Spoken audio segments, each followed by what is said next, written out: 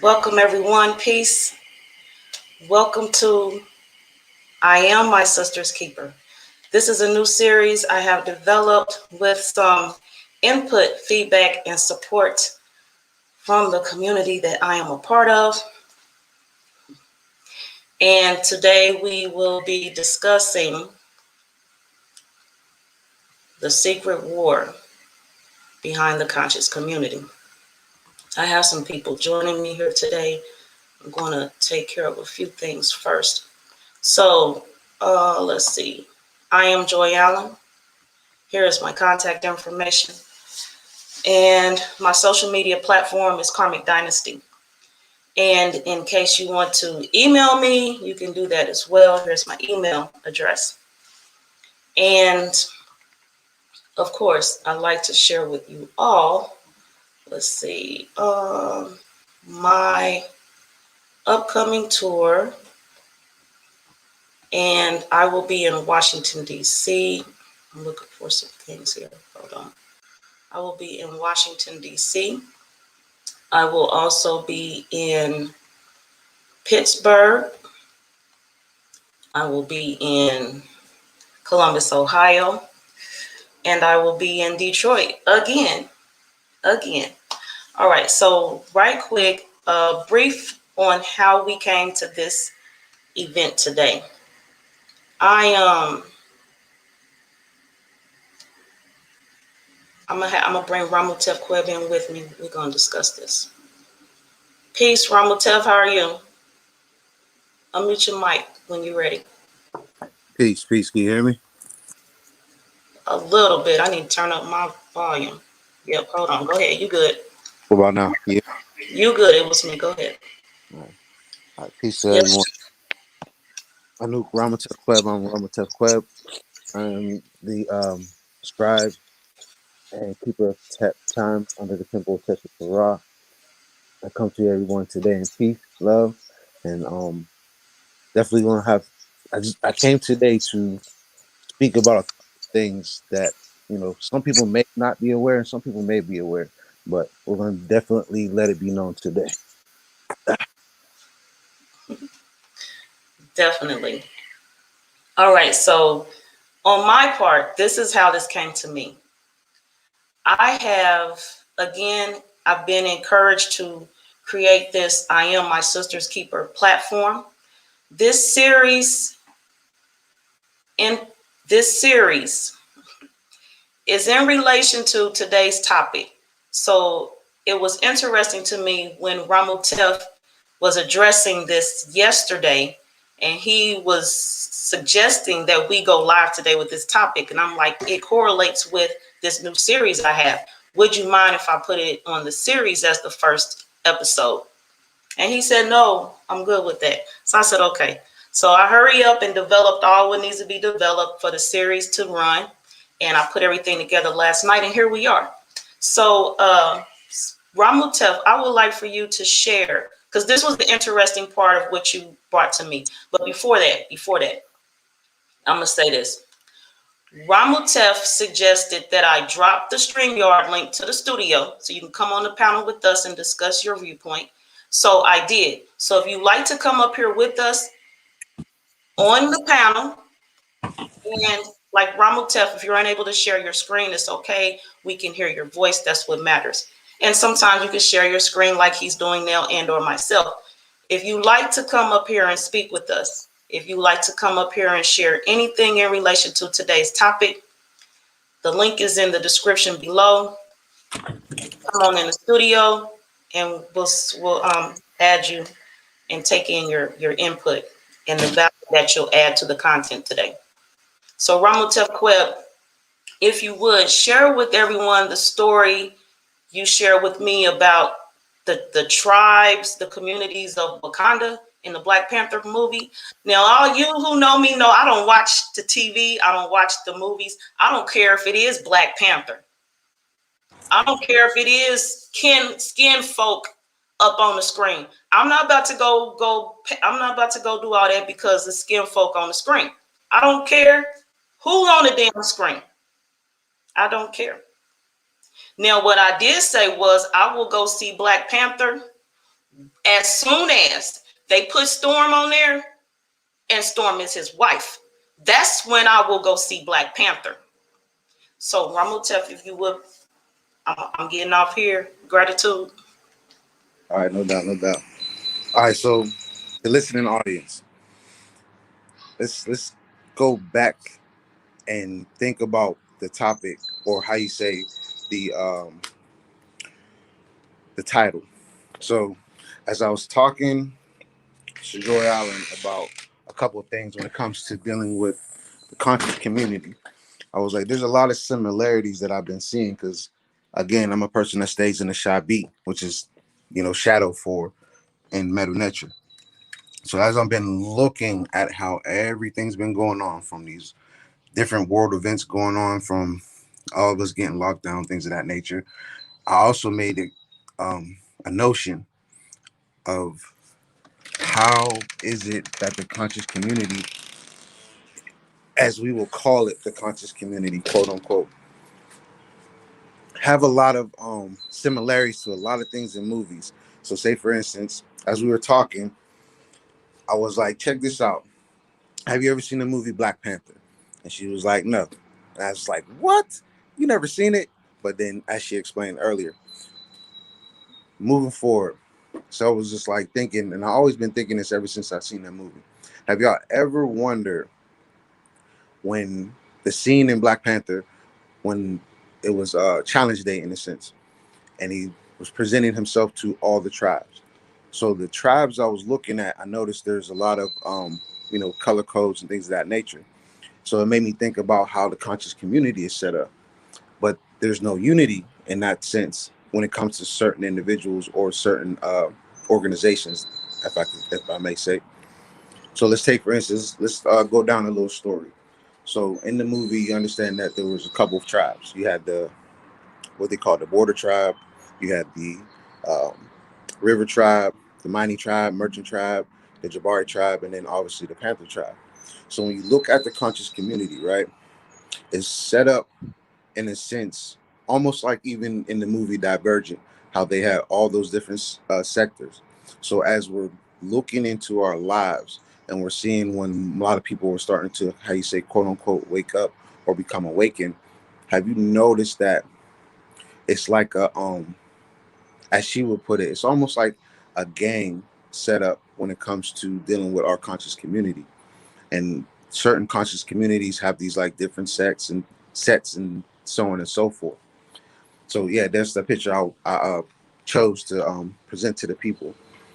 So when you look at this scene, you understand that each tribe has a specific duty. When you're thinking of the whole imaginary world of Wakanda, a lot of people, including myself, kind of understand that picture that was given, or that projection that was given for our people. So when I was talking to her, Joy, I was like, so just think about it. You have what is called the Kemetic Society. You have the Nation of Islam. You have the Moor Science Temple. You have the indigenous Aboriginals. You have the Hebrew Israelites. You have, so on and so forth. And then, last and And the foremost, Masons. yeah, the Masons. And you have the what you call the our African culture of Yoruba, right? So each one has a specific skill set that they're gathering folks with. Let's say, for instance, Kemetic Society and Indigenous and Aboriginal. What are the predominant skill traits that these communities have? We're dealing with herbs. We're dealing with nature. When it comes to more science temple, let's say, what's it called, Nation of Islam, we're dealing with certain types of law.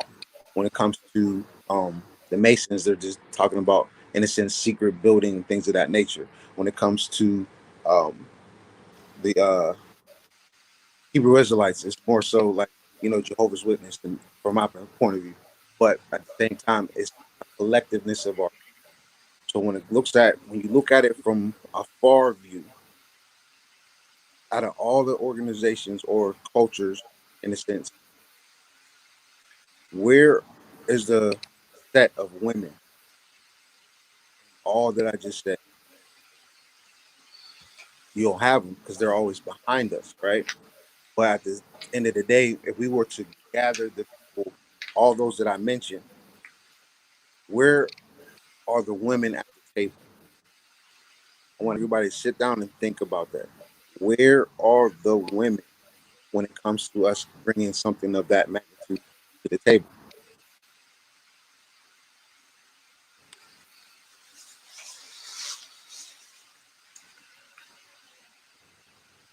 I want to see if there's any comments. Any comments? I would love to hear everybody's opinion when it comes to dealing with our women, how this so-called secret war that's behind our community. Not one of our people have just a set of women, even just saying just women in general for that particular moment. But just the women, they have no seat at the table as a collective. They are probably under some kind of practice, but when it comes to Okay. them doing what they're supposed to be doing, Ronald Tev, we got a response from Quantiera. She says running away from what we see isn't pure. mm, mm, And based on current events in my life, I am 100% with what she is saying. correct, correct. So that's just like, And the sad case is, right quick, when we run away, when we walk away, when we leave, when we crawl, however we get away, the bad part is when it runs after us, when it comes after us, when it stalks us and harasses us. mm, So then what you think we're going to do? We done already left. You following us for what? The harassment is for what purpose? Quantiero continues to say, I had a thought to make a post and say women need to protect ourselves more against those who prey on women, which is what I just said, that are in the conscious community. Yes, and we are working on that, and this series was developed for that purpose. Yes, your thought is there. It's 100%. Victimize the victim. mm, mm. I mean, right quick, I didn't bring it up. I'm sitting here chilling. Long as I can, because I get started, it's a wrap. I refuse to be a victim ever in life. And I also make my best attempt to not have any parts of anyone else being a victim, which means I will leave before I see you hurt yourself any further attempting to bother me. I find that a form of compassion, some type of level of love and care there, that I will depart from your presence and your world so you can have some peace a little bit sooner. Because the longer you want to victimize and be stalking and preying on people, you're going to be having issues. Seriously. Right quick, Pauline Rowe is here. It appears to be as a Facebook user, as well as Charbet. My sisters are here. I am my sister's keeper. The issue is, and one issue is, when you have a woman who comes to the platform and apparently, without her giving all the details, there are some issues in the conscious community. So far, me personally, I'm not impressed by the conscious community. It's nothing the conscious community can do for me except give me more practice on running away, getting away. It's a lesson of life. And there's apparently somewhere in my life where one day a real test is going to come up, and all y'all little trials that I've been running away from is preparing me for that day. How I respond to that, all y'all little trials is preparing me for that day. So thank you. Gratitude. I passed. It's a go. It's not a no-go around here. It's a go. I'm gone. For the record, those who don't know, I have some military background. I've been there, done that. My mother and my father's side, full military. Peace, Quanisha. Full military. Y'all don't know. I got strategic mindset the whole time. Now, it might appear that I might be a pushover. That's only because I'm coming in the room. I'm testing the grounds. I'm seeing where you at. I'm seeing who's who. And you have taken on the mindset of the oppressor. And I sit back. I'm like, I pause. I see that firsthand. I pause for a little bit. I'm like, this ain't right. This conscious community. They skin folk, but y'all ain't kinfolk. The issue is, as I said before, we're having to filter through the issues. People have come to me like, why we can't build, why we can't this, why we can't. No, we are fine. The issue is them. The issue is us having to filter through the garbage and the trash and work our works, do what we do. You know what I mean? So I have plenty of people to address.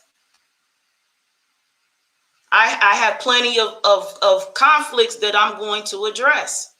Some will be publicly because they want it to be public. I've addressed people and I've told them, you're not going to treat me one way in public and another way in private. That's some domestic abuse, battered syndrome type stuff.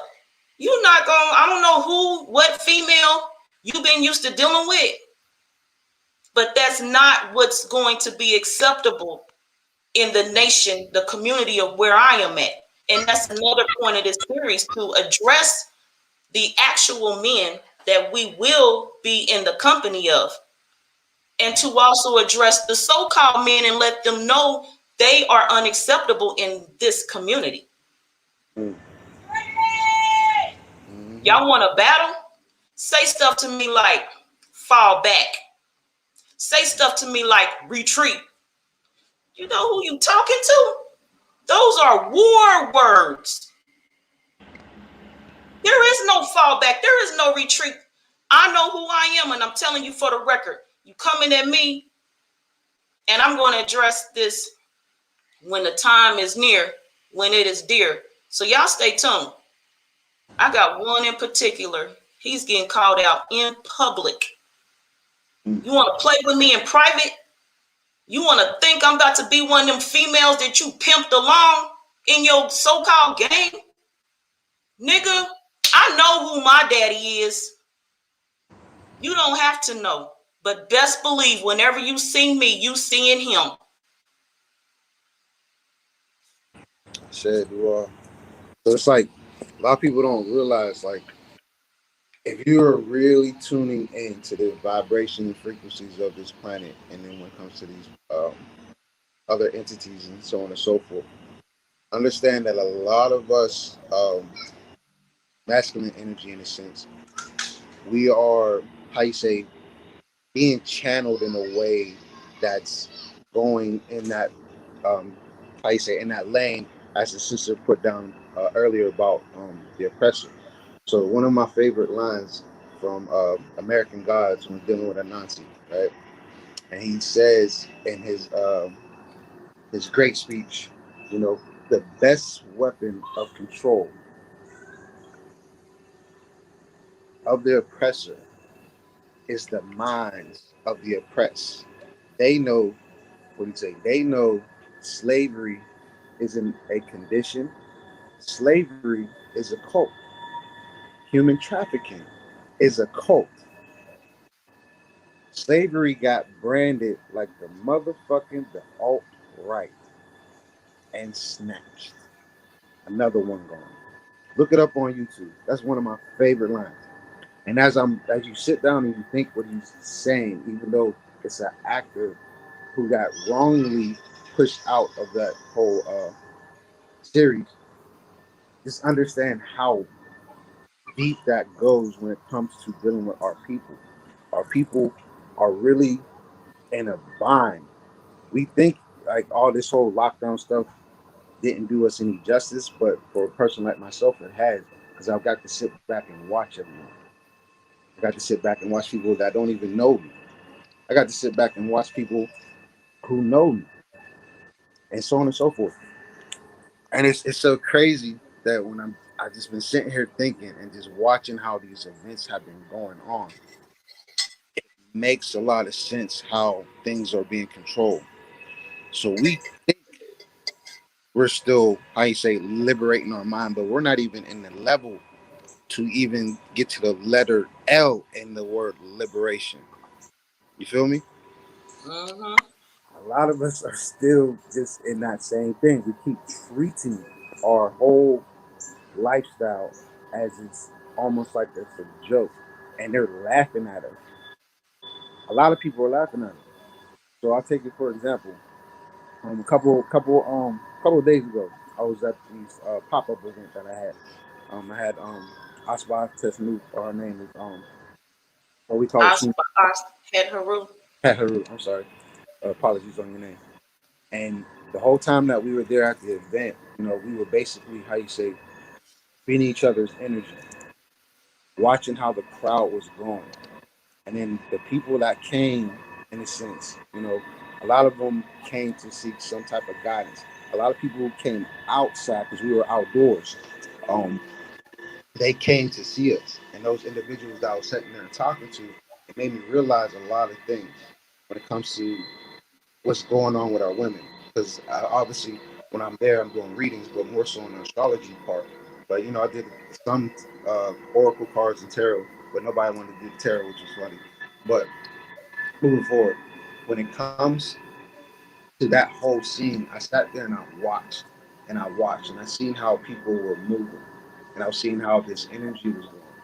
So I made sure I lit a certain incense to attract those who are seeking help. And those individuals caught that scent and came to me. So as me being me, I'm going to do what I do.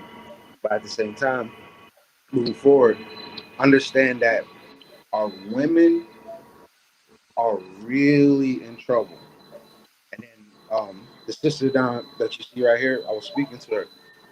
She gave me a saying from, a practice, from the Ifa practice. She told me about something that was said to her from their, I don't want to call it old dudes in a sense, but I will, I want to say, and it's dealing with the individual called Olokun. She told me that Olokun said to the men need to pay their utmost respect to the women because women will help them reach their destiny, and women help them achieve their financial gain or their wealth. You don't see that going on. You may see it behind stuff, behind the scenes, when it comes to, like, when you're coming to visit certain individuals. But when it comes to the end of the day, you don't see that in real life. A lot of the individuals that we may know or be in contact with have a lot of hidden shit going on. Basically, hence the title Secret War. A secret war, not just in your home, but with your family, with your community.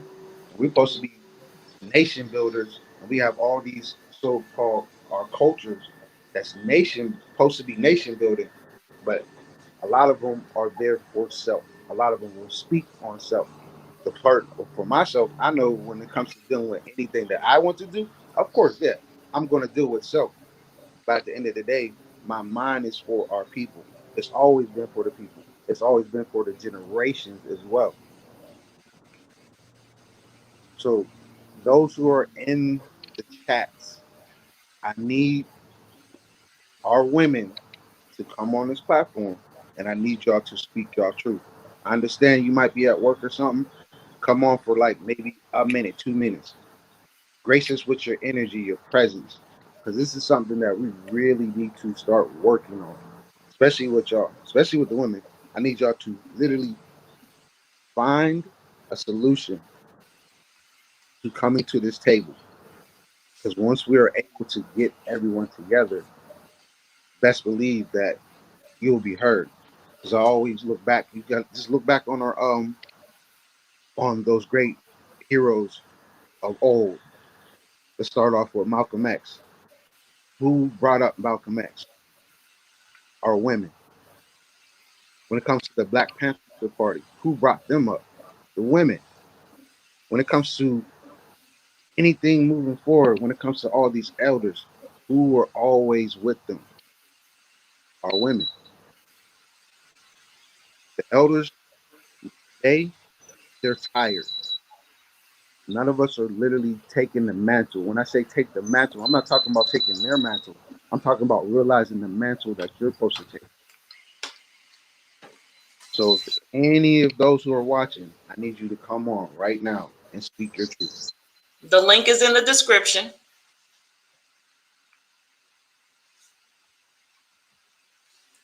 So if you're going to take Ronald Tev up on his invitation and join us on the panel, the link is in the description below.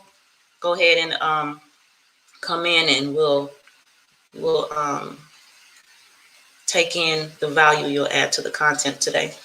Quenisha Hudson says lots of women are broken and don't understand that they are needed to make changes in this realm. And our women need healing. Yes. And the crazy thing is, the men, those so-called men, know that as well. So in my thoughts, it is their goal to keep the broken status there, if not increase the brokenness, so that the need is not realized. And then this little patriarchal system can continue as it will. Thing is, though, regardless of whatever efforts they put forward, what is to come will come. Mm-hmm. What is to come will come regardless. Y'all can play hardball if you want to. You just gonna fall that much damn harder. Mm-hmm. Also, with that being said, I would like and appreciate conscious community pimps to stop. That's not where I was going, but I seen that, so I had to roll with that. Community pimps, hotep pimps, we all That's what I'm know. about to say. Hotep pimps. I know a hotep pimp. And I'm telling the hotep pimp, I'm telling the conscious community pimps, ain't no pimp stronger than my daddy, niggas. Y'all ain't got nothing for me, but I got a lot for y'all. Don't try me. Don't play with me. Don't try none of my sisters. Don't play with any of my sisters. I am my sister's keeper. Because people My don't. father, when it comes to the masculine energy of whatever level little bit you got, my daddy was my first teacher. And that is always with me. That's something no one can ever take with me, take from me. So through this series of this I Am My Sister's Keeper, you're going to hear me refer to my daddy a number of times because he was my first teacher.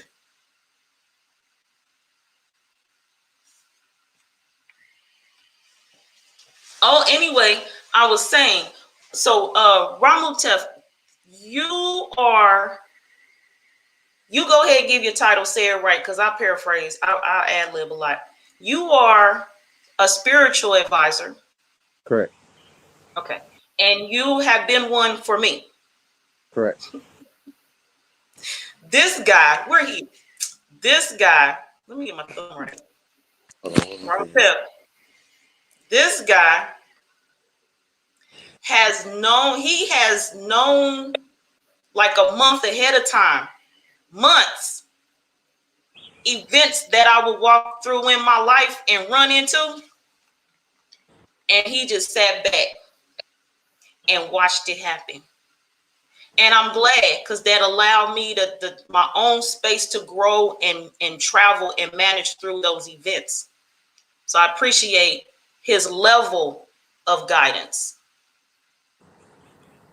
And then when it all is said and done, he comes with those back receipts, time and date stamped. I knew this was going to happen. And I'll be like, wow, I appreciate you, but dang. And what's next? And of course, he ain't going to tell me. Either way, until after. And he just watches me from behind the scenes grow and outgrow relationships or whatever type. Ronald Tev, share with us, because you are spiritual guides for a lot of women right now. And some of them you share with me without the specifics and the details of who it is and their personal business. This spiritual war, these attacks on the women right now. What is going on with these spiritual attacks on us by this masculine energy? What's lining up? What planet? What star? Where's all this coming from? Okay, so um, there's a lot of factors in that one. I appreciate that. I greatly do. However, when it comes to these energy shifts, like I was saying earlier, a lot of our men don't understand how they're riding a wave that's not them. When I say that, I truly mean. So going back to those events that she's speaking of. So I'll give it about 2-3 months, right? Notice there's a certain alignment. They call it Sidereal Revolution. Shout out to the Facebook group Sidereal Revolution. My teacher, his name is Ike, or Cat, been talking to us about what it's called Saturn square Uranus. So when it comes to Saturn Capricorn, a lot of people say another time, but that, Uranus in Aries. Squaring, right? Squaring is basically just dealing with a lot of difficulties, different type of resolution, so on and so forth. So what we learn in his class is a certain technique to learn how to deal with these problems. So this actual alignment is something that's lasting literally for a whole year. So a lot of people don't understand the changes that are coming, not just with our selves, but it's globally or worldly, however people want to see it. Those changes that are coming is basically learning. There's valuable lessons of riding that frequency, because a lot of people talk about first frequency are definitely not on that first frequency. Um, Moving forward, when it comes to dealing with those two energies, they're on a daily basis. Kind of demonstrate. You got Saturn and you got Uranus all the way over here. You got a fire and the Earth sign. Oh, you got Saturn and what over there? Saturn and Uranus. Saturn and Uranus. Uranus is in what they call Aries. I call it Amen. Um, no, I'm sorry. Uranus is in Amen, which is Aries, and Saturn is in Amut, which is Capricorn. So, if anybody who's an astrologer, they would know those different type of terms of that type of frequencies, what it's squaring off, and a rotation on the hours, seconds, and minutes. So, on a daily basis, my thing for our women is two words, just two: confidence and learning how to let go. Just those two. You master those two, and you're going to see all that bullshit leave your life. Literally. Literally. But you got to get the confidence and literally learn how to let go. Because in this time right now, in this season, oh, we're definitely letting go about with a lot of people. A lot of people don't understand that. You understand with your relationship, you understand with your personal relationship with others, you understand with your significant others, so on and so forth. Understand that a lot of us are warring with each other. A lot of us is getting ourselves in certain type of situation or friend what is it, friend situations, or what they would call the entanglements and things of that nature. I myself witnessed my own dark stuff with individuals that I was involved with. And from my sitting back and looking back at myself and understanding, like, wow, I can't believe I allowed myself to even go in that type of frequency. I can't even believe that it even happened, but it happened. Me realizing these things, understood like where the problem is, not just within myself, but within a lot of our men. A lot of our men are still understanding that, oh, this is a whole emotional state and things of that nature. It's not about the emotions. You're putting a lot of energy in that motion. You feel me? We have to literally start grounding ourselves, especially the fellas. We need to ground ourselves a lot more, and literally see what we're actually building. We're teaming up with individuals that don't mean us any type of good, or they just mean us, how you say, in a sense of competition. So a lot of us men right now are, how they say, beating our chests around anybody and anything that comes our way or in our path, and we'd be like, "Hey, I would love for you to join me, my sister," but in the back of our mind was there's either two things that we're thinking about, like, all right, I think I can, seduce her, or I think I could just use her and she could just be my minion. There's a difference when it's seeking the Hamet's help versus demanding it. If you demand their help, you got to know what they're about. If you seek their help, it's more so they're going to find you. And I'm going to end it from that perspective. Oh, I appreciate you. I definitely appreciate you. I love her. I love her to death. Yes, I Talk do about too. somebody who's real. Who's real. That this individual right here. Hold on. I got Quenisha Hudson. Anisha. You talking about a very real, in-depth individual to speak with. You talking this? Yeah, that one. Check her out. Definitely check her out when she check out her business, things of that nature. I just want to give a shout out. Yes, Quenisha. Shout out. Um, what was that you just last said?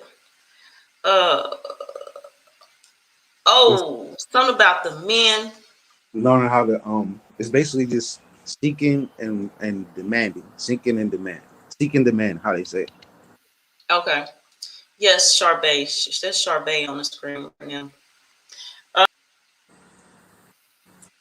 I would, I've sometimes be wanting more a sister, the feminine energy with me, and this is one of those times. For Yeah, and yeah. this personal, so but we gonna roll with. I'm here. I'm here right now, and this right now based on because it appears like it's all my opinion. This is all my issues. These are all my situations. I'm not the only one going through these events. I'm not the only one experiencing these type activities and interactions with people.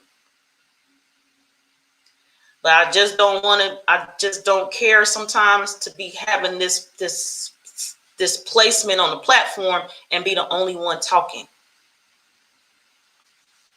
Either way, there are those who hear me and those who don't, and it's good. It is what it is. There are, and I think for one, we are behind these cameras. We are in different states. I've not been approached in that sexual manner by anyone. They may have had the thought. I've gotten some interactions to know they've had the thought, they just didn't verbalize it. And I really think if we were like some of the communities before technology brought us together from so far apart, and I was interacting with these men in these buildings and offices from day to day, like in the workplace, I would have been approached. And I would have addressed them like I addressed anyone else. Is not the time and place. Is not even appropriate. I am here to assist us all, the people who need to be where we're going. That's all I'm here for. I'm not here looking for a man. I'm not here looking for a partner. I'm not here looking for no sexual activities and interactions. I'm not looking for no fly by night right quick quickies. I'm not looking for none of that. I am in a place in my life right now where I am focused, and my focus is on the what's necessary. It is great to acknowledge the male figure in your life, our lives, for they are here to help remind us females of the great energy we embody that needs to be acknowledged within self in order for us to rise and stand in our calling, for we are spiritual beings having a human existence in this marketplace called Earth. And so we help each other to become. That is 100. It is. Yes, it is. I those that know me, I have 5 children. I've been married. So apparently, yeah, I can roll with some sex sometimes. Apparently. Some things go without being said. Right now, if it ain't about a platform, if it ain't about a voice and a video and a sister and a sister, because I am my sister's keeper. If it's not about where we are going and about the bloodlines that follow us, I right now have no interest. I right now have no interest.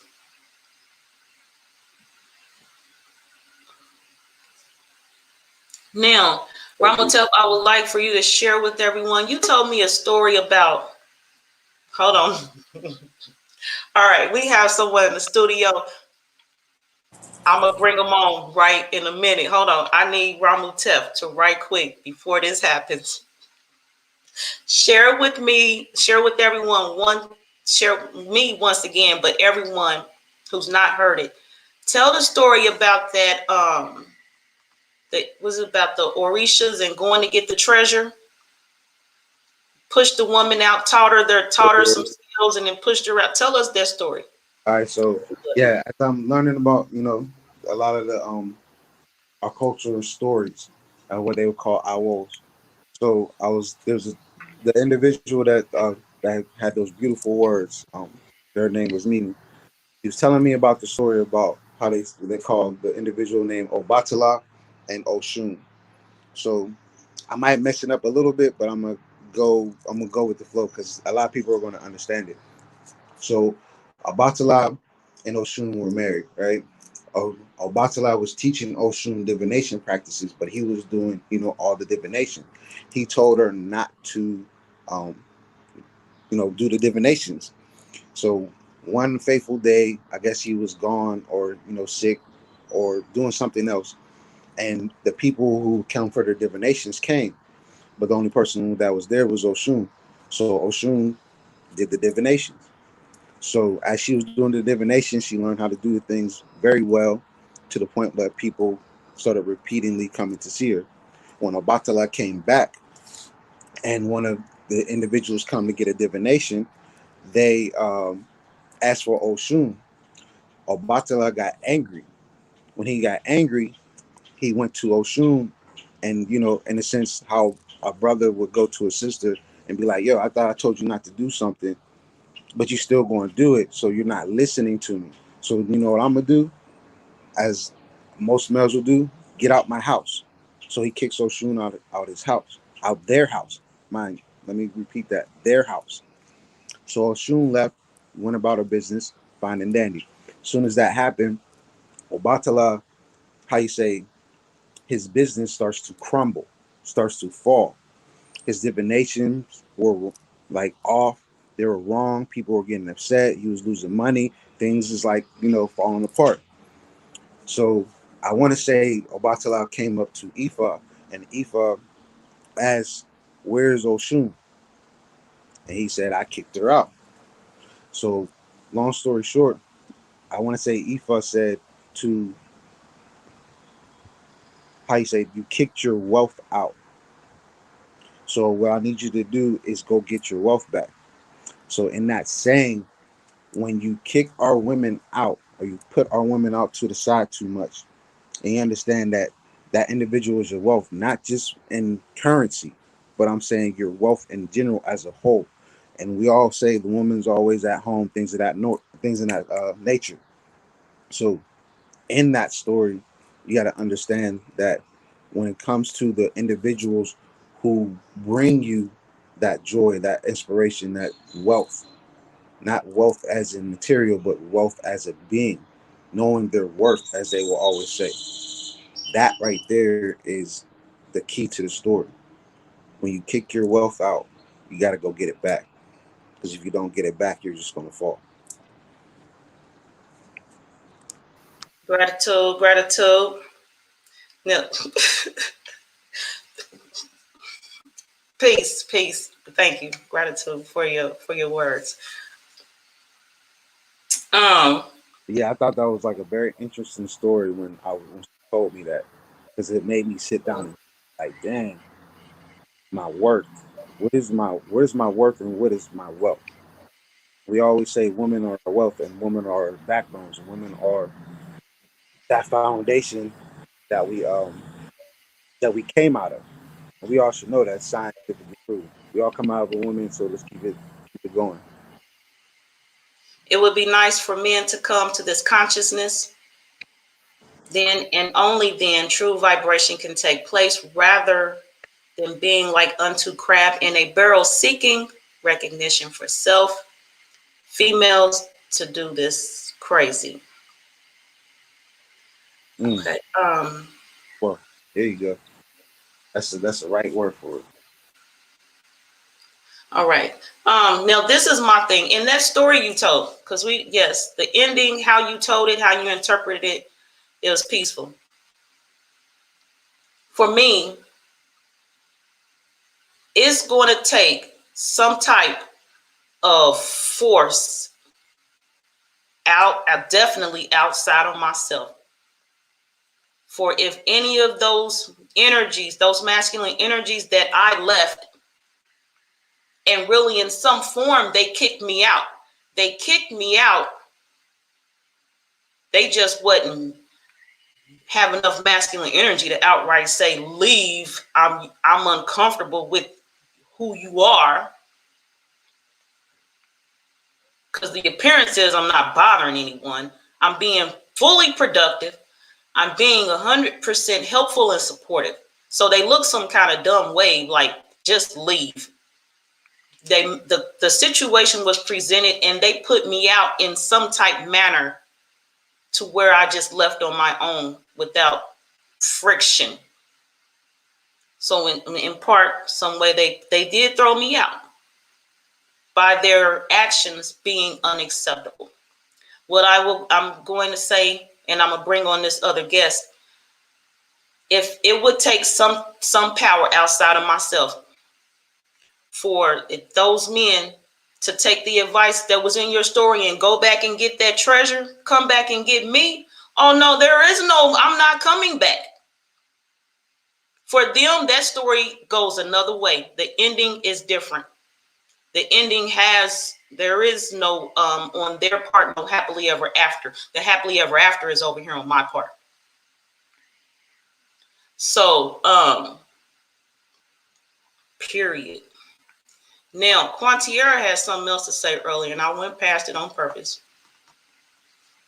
Bringing to the platform, the panel, I Am My Sister's Keeper. This is the new series developed with support of some matriarchs and some true patriarchs. I have, no, not Shay you. I have the mother matriarch herself, Selena Ellis. Welcome to I Am My Sister's Keeper. How are you?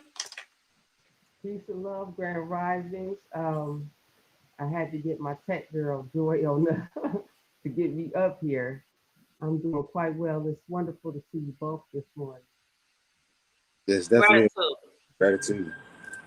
It's good to have you here. Right quick, as I mentioned before, I developed all this right quick last night. It was already part in its working, but to put it in the physical came together.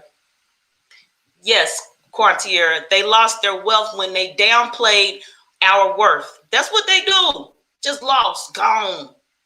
And then they'll travel, trinkle on like everything's okay, like they strong and got it like that, and they don't. That's a lie. Right quick, Selena, I'd like to share with you in the flyer, the flyer for this segment. The roses, are those look familiar to you? Yes. That's your rose back there. Yes. It's Mm-hmm. beautiful. Because you are a big influencer of this series, so I had to pay honor, tribute to you in some manner. So I used your roses in the flyer. Oh, I like to gratitude. think that was okay. Gratitude. Yes.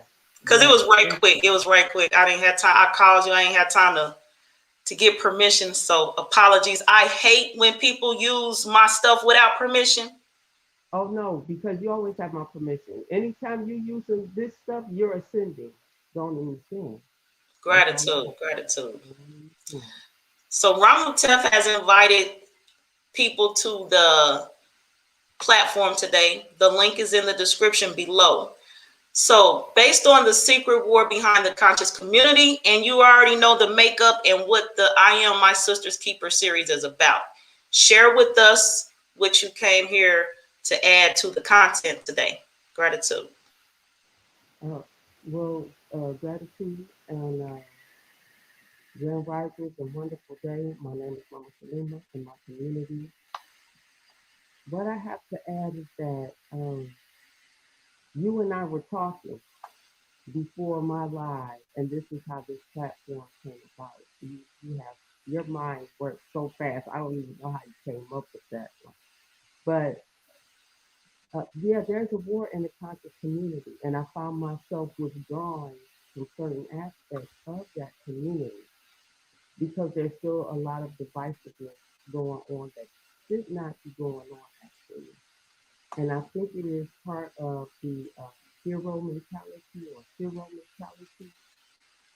I think a lot of us need to sit Right down. quick, your sound is a little low.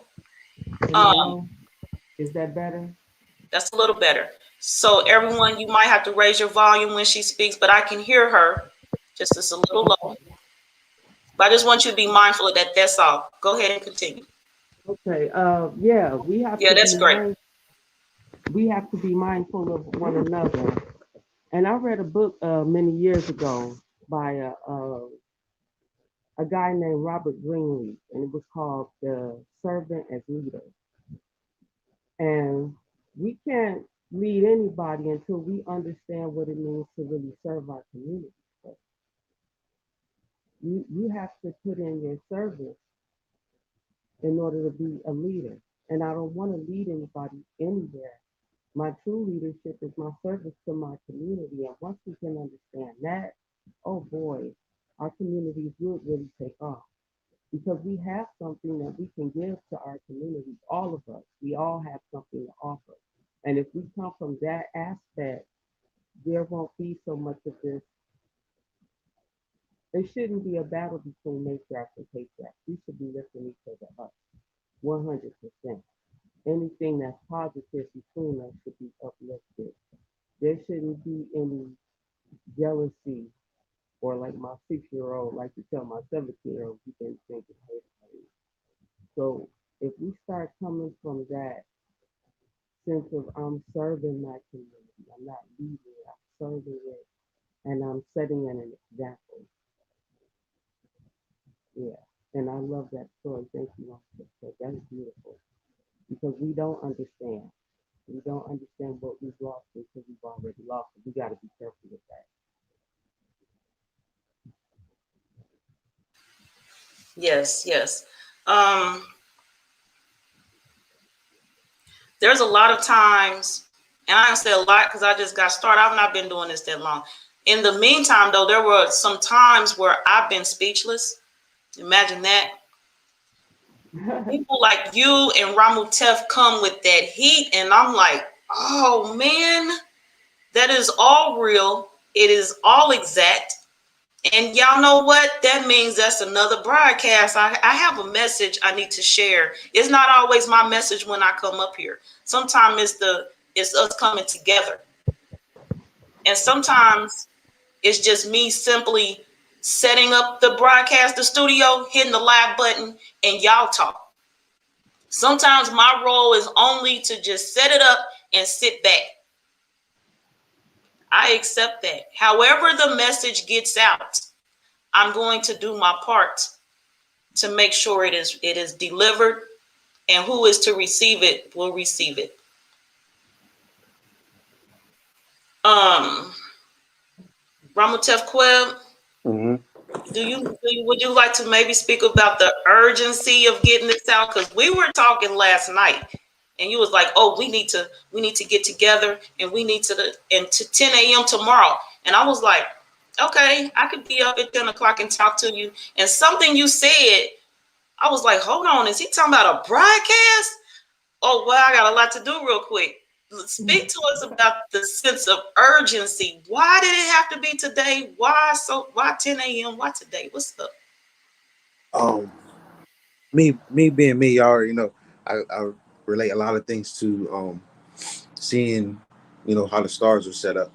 So when I was looking at time frames, and I was looking to see what would be a great time to speak, because yeah, we could have had this underground, but at the same time, that goes back into the secret, or how you say, playing the secret war, or playing the game of the secret war. Because a lot of people don't understand, when I say secret war, it's more so on the attack of our women. Our women are being attacked in more ways than one, and there's a vibration with us men that is aiding to it. As I was said earlier in the broadcast, when I was trying to put my acting skills on a little bit.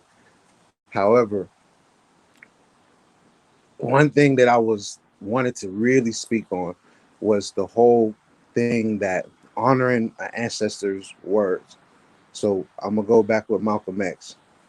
He said many of things, and there's one that stuck out to me particular, and it's about stop showing our arguments to this white man. If we have issues or problems or some type of um how you say confrontation, he said we need to go into the closet or go in behind the scenes and try to work those things out.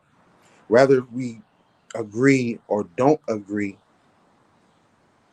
when we come back out from that room, we need to show unity. We need to keep these individuals out of our frequency. The more we do that, the more we start to grow and start to understand each other, even if it's on a disagreeing level. But at the same time, we need to stop showing that type of um, war between our people, because we're going to keep seeing it on a daily basis, because there has to be some kind of chaos within this balance. However, if you want to stay in that chaos, stay in the chaos. Just stay there. Allow yourself to wither and die, or as my Siba would say, eat shit and die, hands down. Um, Pushing for the urgency was because personally, it's a lot of things that like I said, I've been seeing in the shadows, and today would have been a great day because there's a lot of things that's coming, moving forward, not just on this platform, but just in our individual lives. If we cannot understand and grasp that concept of what that elder, um, transition elder has said to us many of years, even if you were there or not, because there's all this information out there. There's a lot of information that we can be doing. There's a lot of platforms that we can gather information.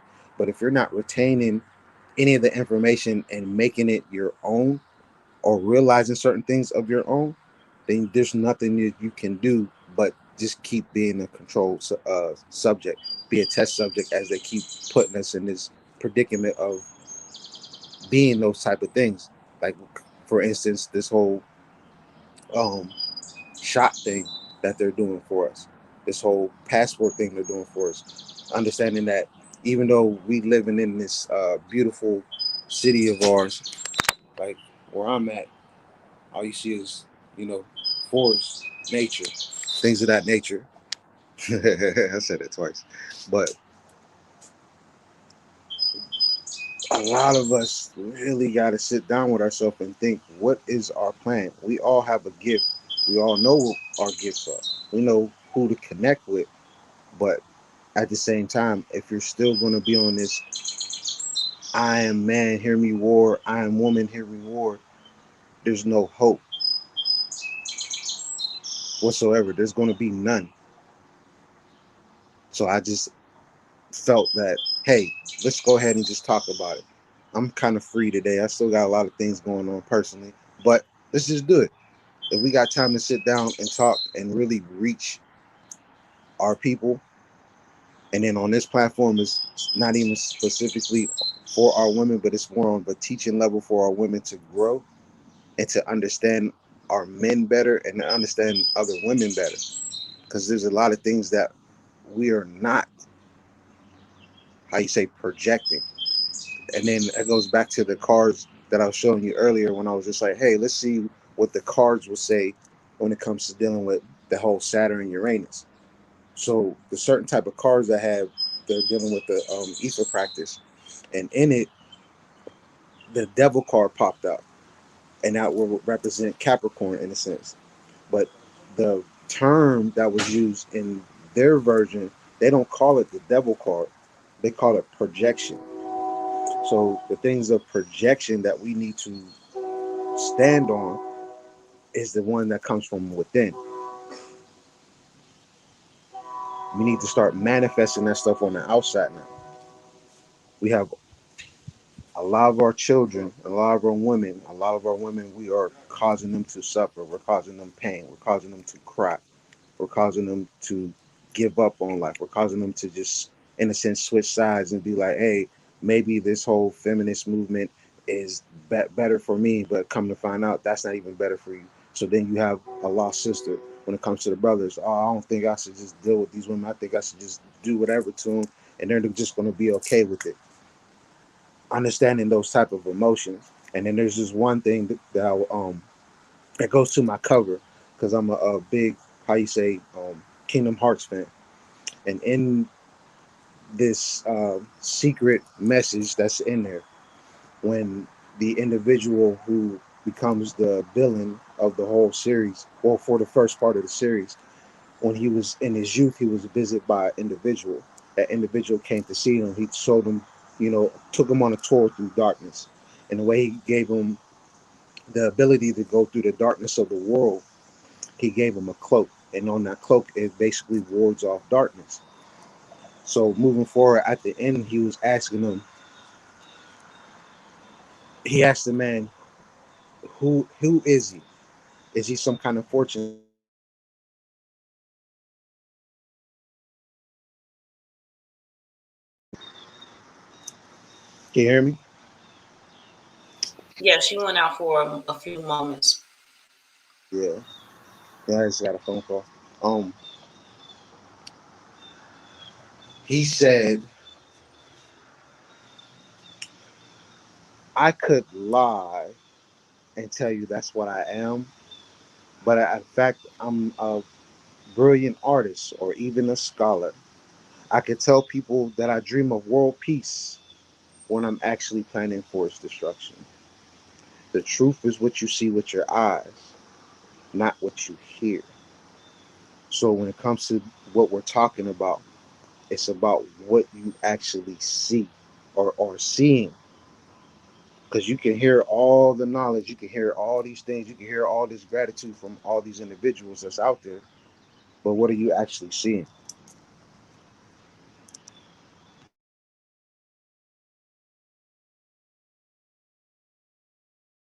Mother Matriarch Selena Ellis, what would you like to add? I would like to add that we um, until we start training our young, the youth, male and female, proper etiquette, and come out of this narrative that a woman can't teach a man or a man can't teach a woman.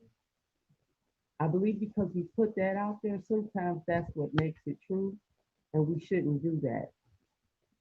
It starts in the youth if we want the mentality of the men in our communities to change.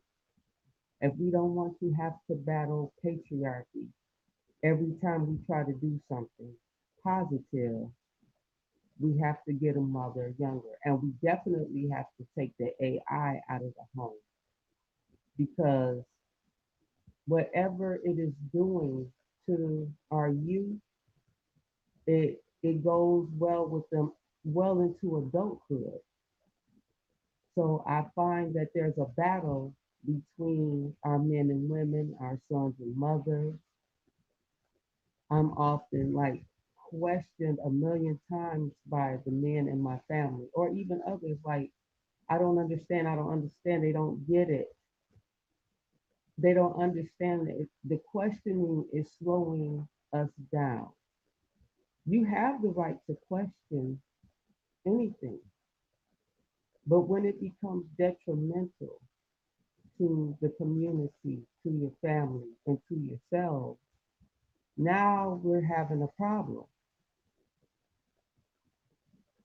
I shouldn't have to battle my patriarchy to teach my children. I shouldn't have to battle my male counterpart with any type of knowledge that I'm uh, providing. And I feel that's often the case. Like you said, I know I've personally been pushed out of certain groups and platforms because of my ideology goes against patriarchy. First of all, it just goes against it. No, there is no time for me to do anything. Anything that I do at the time I do it, that's the time for me to do it. No, I'm not no, I'm not a homemaker. I'm part of the home building process, which builds our home, which gives you these beautiful children, which I nurture and educate.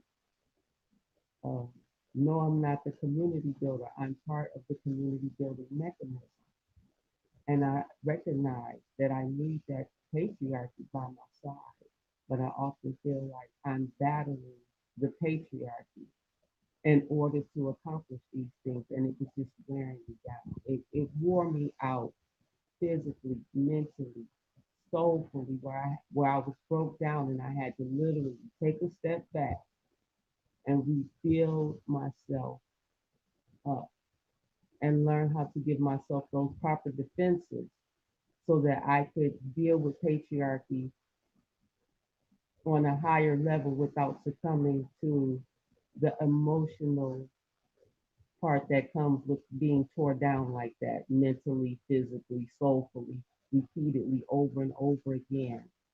So yeah, we as women, am I my sister's keeper? Yes, I am. But I want men to understand this too. You are my keeper. As my brother, you are your sister's keeper. Keep me well.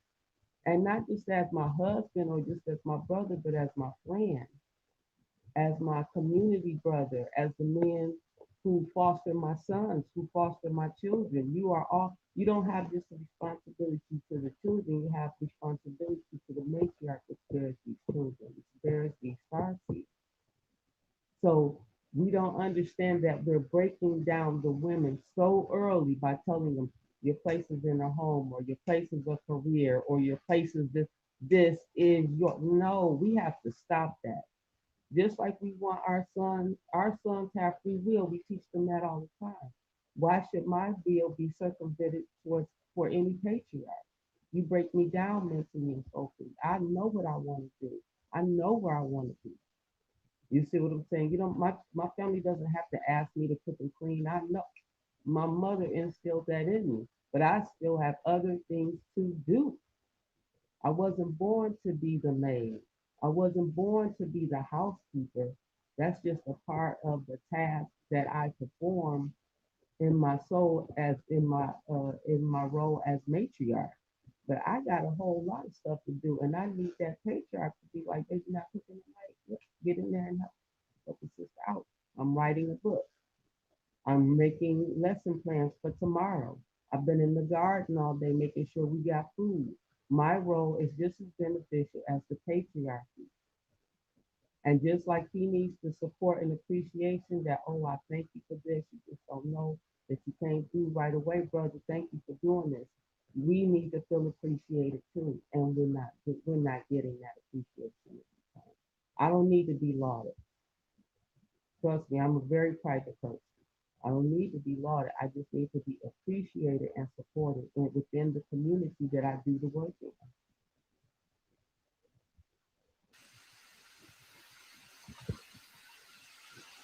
Gratitude for sharing all of that feedback. All of that feedback. Um, we have a comment here. The secret war behind the conscious community is divide and conquer. That is why one must realize what being conscious means. It means being awakened to one's core being, the being of all. And I support that message. And yes, I've worked for myself for some time as well. It's a system of madness. And speaking of the system and its madness, it's these so-called men that are caught up. We have the so-called men and we have the actual men. The so-called men, they swear they're men. You're not a man. You are a product, you are a clone of the system. You put on all your little precious garbs all day. You're a product of the system. You talk one way in public, you act another way in private. And it's not that private if people know what you're doing when you're not in public. That you barking at people and yelling at people and poking your chest out and beating on your chest like Ronald Tev said earlier, and laying down and dropping sperm and all some seeds and stuff does not make you a man. When you don't see the value of woman and you don't respect us and you don't appreciate us in the manner of I am my sister's keeper, you are a so-called man. And you are not welcome here, ever. You're not welcome. The actual men are the only men that are acceptable around here.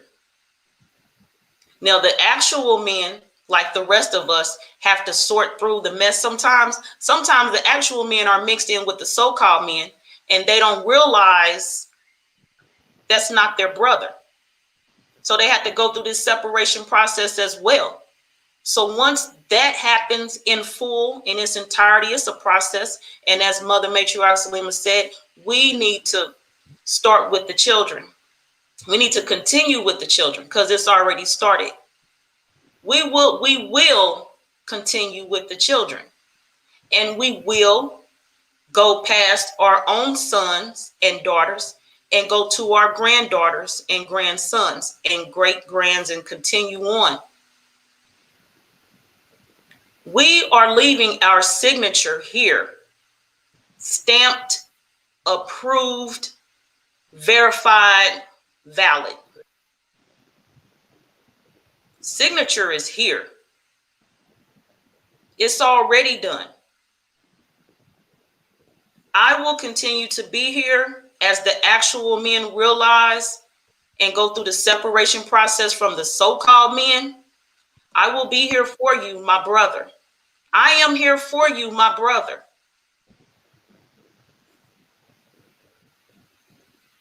That's my statement for now. Ramu Tef, you have something for us? Yeah, that was weird. I guess they tried to shut me down. That's what they do. I was like, why all of a sudden I got no signal whatsoever, just straight dead. I said, what? I said, oh, let me turn my phone off before they try to blow me up. Mine glitched a little before that. And Mother Matriarch Selena, this is the first time she been on here and her sound been low. They working, Yeah. they trying us today. But like I said, the signature is here. It don't matter what they do. It's done. Give me one second. Mm-hmm. You muted Mother Matriarch. Yeah, Yes, your mic is we're saying you were like shutting them down so tough. It wasn't. who, Ramatef?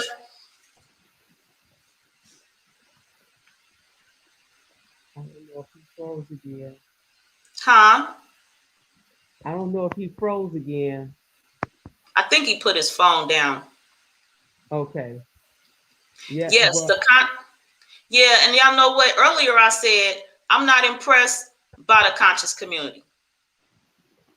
And I work on keeping things brief because I can go on and carry on, and it's not about me. This ain't no spotlight time because I would have came on here by myself.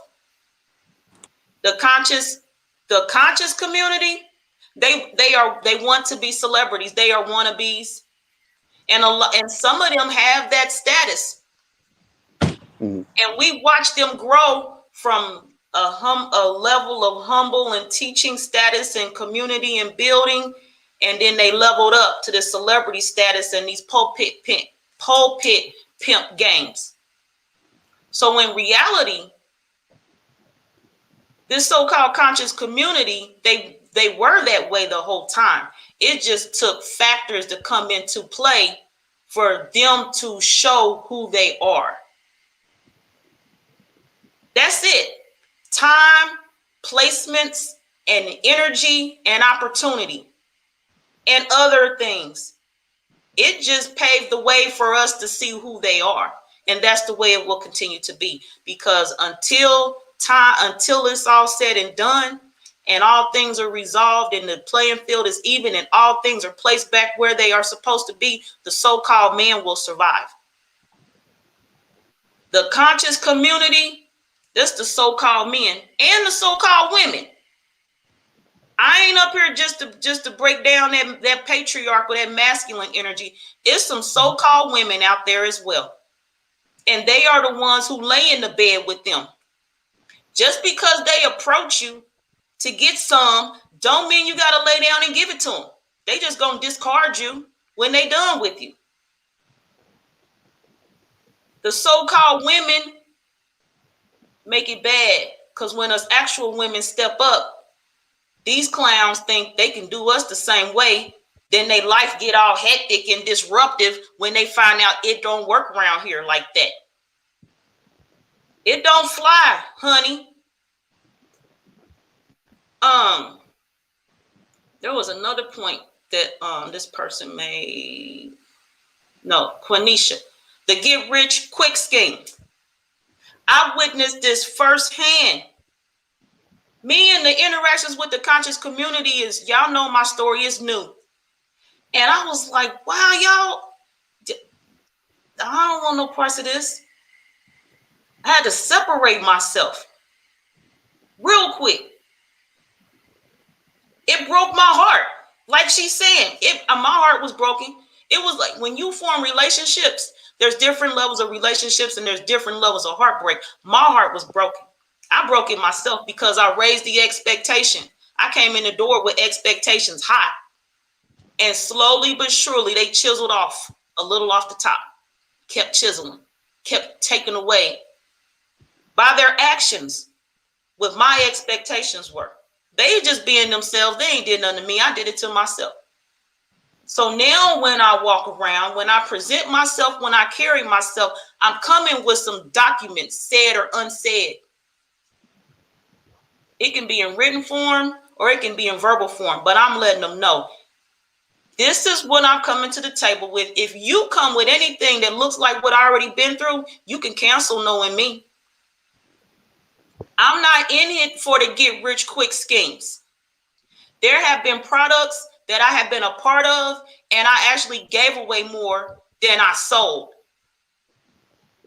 There have been products and opportunities that I separated from, which means, oh, there goes that stream of revenue. I'm not about the money because I would have stayed and suffered through their crap to have that fake ass fiat fill my pockets up. And on top of that, when the fiat fake ass was around, if I did not give it the product away, the money I got from it, I sent it out, I shared it. I shared it to those who were directly involved with the product. Because if it wasn't such affiliations and or names on a certain product, I wouldn't have been prosperous to the level I was. So I acknowledged those people and I broke them off some of that fake ass fiat. I'm not in it for the fiat. I would have kept all that for myself. They didn't ask for it. I volunteered and gave it to them. I offered it up and gave it to them. It's sad that y'all, that's what they do though. You're going to be a part of the conscious community, plan and prepare to be sold upstream for a fucking fake ass dollar. I That's would what like you to. can prepare to do. Um, Ronald Tev, you have something you want to share? Yeah, I ain't gonna lie, I lost my train of thought because I missed a lot when y'all speaking. So I'm just how you say listening and catching up and trying to get my mind to process moving forward when it comes to the next thing I want to speak on. Okay. Um, so when it comes to nation building, right? We all know that there's a whole bunch of blueprints out there, but the main blueprint that I personally understood was under the Comedic Wisdom School by Philippe Shock. Philippe Shock.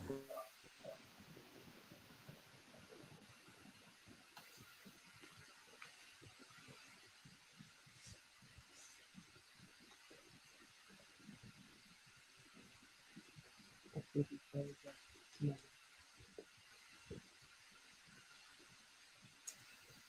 Mother Matriarch Selena, you here? Okay, so Ronald Tev froze up.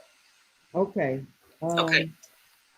I would like to speak towards you when you were speaking about the conscious community organization. I was just speaking to a young person who's delving, getting her feet wet in those organizations. And one of the things I learned is that they are necessary to a certain extent as to where people need a guide. It's like when they first become conscious, a lot of these organizations, this is where they go. This is where you go when you first begin your path to awareness and consciousness. So you do hit these organizations. But when you go in, my advice is do not try to change the organization. I think that's some people's first mistake. Even if you see all these flaws, let the organization be the organization that it is. It's there for a reason. And it did help you when you first started. Oh my gosh. We I also need to apologize. be, we also need to be aware that when we are in the organization, you build what you give it what you have, give it the best. You start there. I have tried to leave organizations better than I found them, and I've tried to always give them my 100%. But as my awareness grew, I would leave the organization realizing, okay, this was just a stepping stone. So a lot of these organizations for us are just stepping stones on your path to higher levels of awareness and self-awareness and consciousness. So don't just throw them all away. But some of them we can do without. A lot of them become these 501c where they extract uh, wealth from the community instead of giving to the community. Like they'll hold a bunch of fundraisers where they want you to donate to their 501c, but at the same time, the community that they say that they're servicing, none of this money ever comes back to the actual residents. So be wary of those type of 501c organizations because you rarely see what you put into these organizations come back into the community. So that's just one of the pitfalls of the so-called conscious community when we're dealing with these. Because I've come up with some great ones, and some of them I just had to walk away from. Like, that's a great idea, but especially when their funding comes from grants. So you have to be wary because none of the grant money actually comes within the community. So they actually become the, like you say, vampires on the community. They say they're here for you, but now they're really practicing these extractive methods on the community that they say they're servicing. And some of them actually do. Like I've been part of a couple of educational communities, and I end up having to leave because I found that they couldn't, in order to get the grant money from the government, they still had to educate our children with that government curriculum. So my point is, how can you say that you're going to provide a better service to our students and to our star seed as far as in terms of education, but your curriculum is still based on their curriculum, which only trains our children. There is no enlistment. You're only training them to go work for people. That is all the education system is based on. So I ended up leaving those kind of conscious communities. I ended up leaving those type of conscious communities because I realized the education wasn't what that they were providing wasn't going to elevate them, and they couldn't take it any higher than that because in order to get the grant money for the organization, they still had to teach this bull crap to our kids. This back to Africa, STEAM, all this other nonsense. So yeah, I had to really, you have to be aware and come into the game with some of this knowledge. It helps, but you don't, and it's a learning lesson. It's a learning lesson. But yeah, be wary when you dealing with those organizations within our conscious community. And a lot of it is ran patriarchal, or I would say matriarchs from the 1960s, like from the freedom fighters and all of that marching with Dr. King. I found myself clashing with them. When I would try to teach my youth certain things, I found myself clashing. So yeah, that's the gist of it basically. About I just wanted to put that in there when we talk about these organizations within the conscious community. I appreciate that backup. I appreciate that support for real. Ronald Tev, you have something for us right now? Because I got a question for you. If not, No, go ahead with the question because they might shut me down again. oh man, yeah, Selena's sound picked up. I was like, whoa, I had to turn my device down. um, Now I support my brothers. Talk to us, if you would, about some tips, some advice, some steps the so-called men need to do for for the women and our part, as you said, was missing when we first started. And then also share with us the same on what the actual men can do to support our movement. Mm, that's deep. So let's talk to the so-called men, All and right. then let's address the actual men. Okay. All right. So, me being under the temple, I learned a lot of different things under Tesha Parra. One thing I know for a fact is for our men, we got to really think about the collective ideal, which is it's not about us, it's for the generation. Generations meaning your children's children's children. Because unbeknownst to a lot of people, they don't know how this world operates when it comes to it shifting through ages and how you say through the cosmos. There's this thing. There's just three stages that the Earth goes through. The first one is um, global warming. Second stage, not environmental relapse, climate change. Then environmental relapse. So in a couple hundred years, maybe 1,000, so on and so forth, there's going to come a time when that whole story, when people talk about, only was it 144,000 people are left in a sense. So when it comes to understanding that, our men have to really realize that our ancestors on all these writings on all the walls in different parts of the world, in different hidden parts of the world that we have yet to discover, that they won't allow us to discover. And it goes back to when I was talking about taking movie references like the movie Divergent.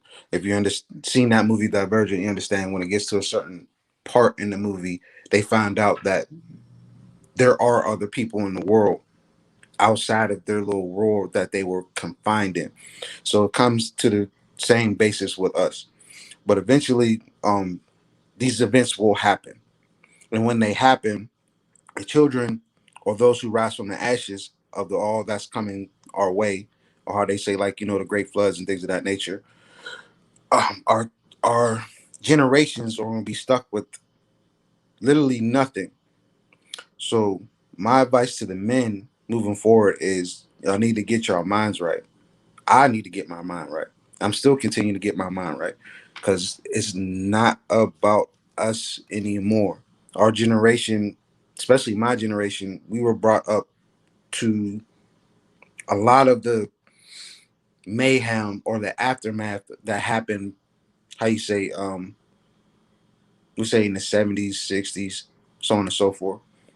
As we were growing up, I wanted people to ponder on this.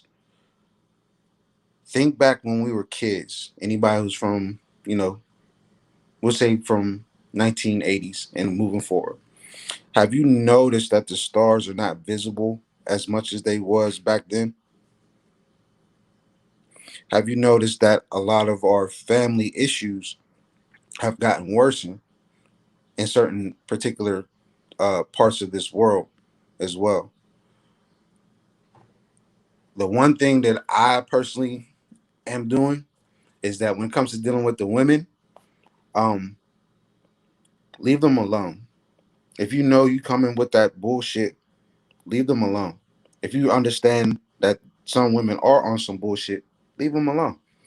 Because all you're inviting is chaos to your life. Because a lot of our people are suffering in many of ways. And a lot of these women are trying their best to get to that point. They're trying not to cut, how they say, cut a nigga. And men, we're trying to get to that point where it's like we realize that, yeah, we're dying off. There's not a lot of us. Understand, yeah, there is not a lot of us. Whether people want to see it or not. There's more families are having a lot more girls than they are having us men. So with us who are still left and still trying to grow, excuse me, trying to grow as a unit, we don't have it. We have a secret brotherhood and secret sisterhoods and all this other secret bullshit that there's no need but need for certain aspects when it comes to those secrets.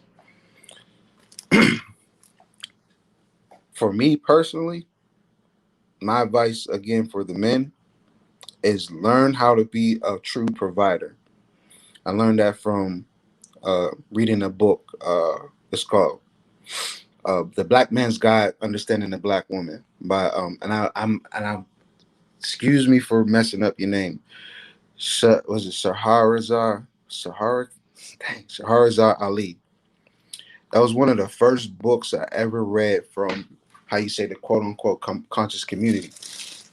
They didn't even know it. I'll give you a backstory. So I just graduated high school, moved to Florida. As soon as I graduated, my sister was still in high school. I think she was in 11th grade. She had to do a report, and the particular book that she had was that particular book, The Black Man's Guide to Understanding a Black Woman. I stole it from her while she was while she was doing her project, but it grabbed my attention because I was just like, And that mind frame when I was in my 18 going on 19, I had that whole ladies man thing going on. So I'm like, all right, if I can find a book that's going to help me understand my woman, I could probably get some kind of advantage over them. So when I read this book, that whole mindset just boop out my head. Because when you sit back and you read from these great elders, these great Sibats, and these great Hamets, you're going to start to understand that they know the plan. They know the direction that our people should be going on. A lot of our people don't take the time out to even study our elders. As I mentioned, in any time that you see me in any of the lives that I've done, I always refer to Malcolm, John Henry Clark. Those are two individuals that I truly sit back and watch and truly listen to what they're saying. I wasn't in their era besides John Henry Clark, and I was kind of upset with myself in my youth that he came out here to Pittsburgh and nobody grabbed me to watch him, to go see him, to know who he was. I was part of that, hood mentality, if you want to call it. But reading that book gave me a real great idea of who I am today, knowing how women literally are falling in line with a lot of things that she said, which was crazy. She also made another book, was the Black Woman's Guide Understanding a Black Man, I think, as well. And that was and I enjoyed that book too. That was very deep. But there's simple books like that. There's a lot of books that's out there. Like I have one of Professor Kaba's books, which is his latest book, Spirituality Before Religion, which is a very deep book. I also have another book called The Cosmic A by Richard Bruce Wallace. I also have other books from Philippe Shock Matthews, which is the first book that I got from him was the Digital Nomics. That's phenomenal book. The stages that these great Sebas and Sebats are giving us when it comes to writing books, when it comes to giving that information. A lot of them did their how you say dissertations, live dissertations, things of that nature.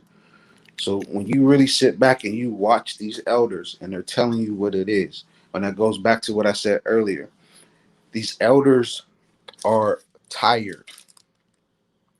They're waiting for someone to take the mantle. Don't take their mantle, take your own mantle. Your mantle of what you do best. Like for me, my mantle is under Tesha Perot, I'm a master astrologer. I'm also a spiritual advisor. I'm also how they call a black man in America. Moving forward, stop with the nonsense. That's the best advice I can give. Stop with the nonsense. Grow with those that you know. See your potential. Don't allow yourself to change under any circumstances. If you don't know yourself, I'm not trying to tell people to come see me for to know themselves, but take that time out for yourself to find yourself. Find that spirit within. Find what makes so and so great. Change your name is good. Changing your status is good. But at the end of the day, if you're not living up to what you call yourself or what you branded yourself or what you are standing out looking for that certain recognition, it's not about a recognition at all. You can gain the fame, the glory, and so on and so forth. But at the end of the day, where's it going to get you when you transition from this body? What are you actually going to leave behind but some couple of videos, maybe trinket here and there. But if it's nothing that's not going to build towards what I talked about when it comes to this environmental relapse, go ahead and live your best life. Allow yourself to stay controlled under this mental subjugation slavery. If you're not going to be a leader, don't fake it. Or how they say, fake it till you make it. That season's over too. Don't debate anybody's information. When it comes to the debating, there is a time and place for that, which is, I want to say the season's almost over.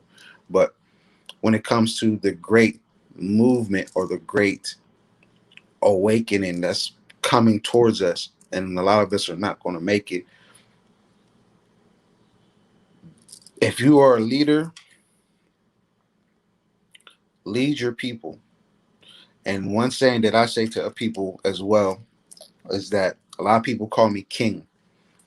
I'm not a king. I'm king of Wakanda. I'm not king of the world. And I'll leave it like that.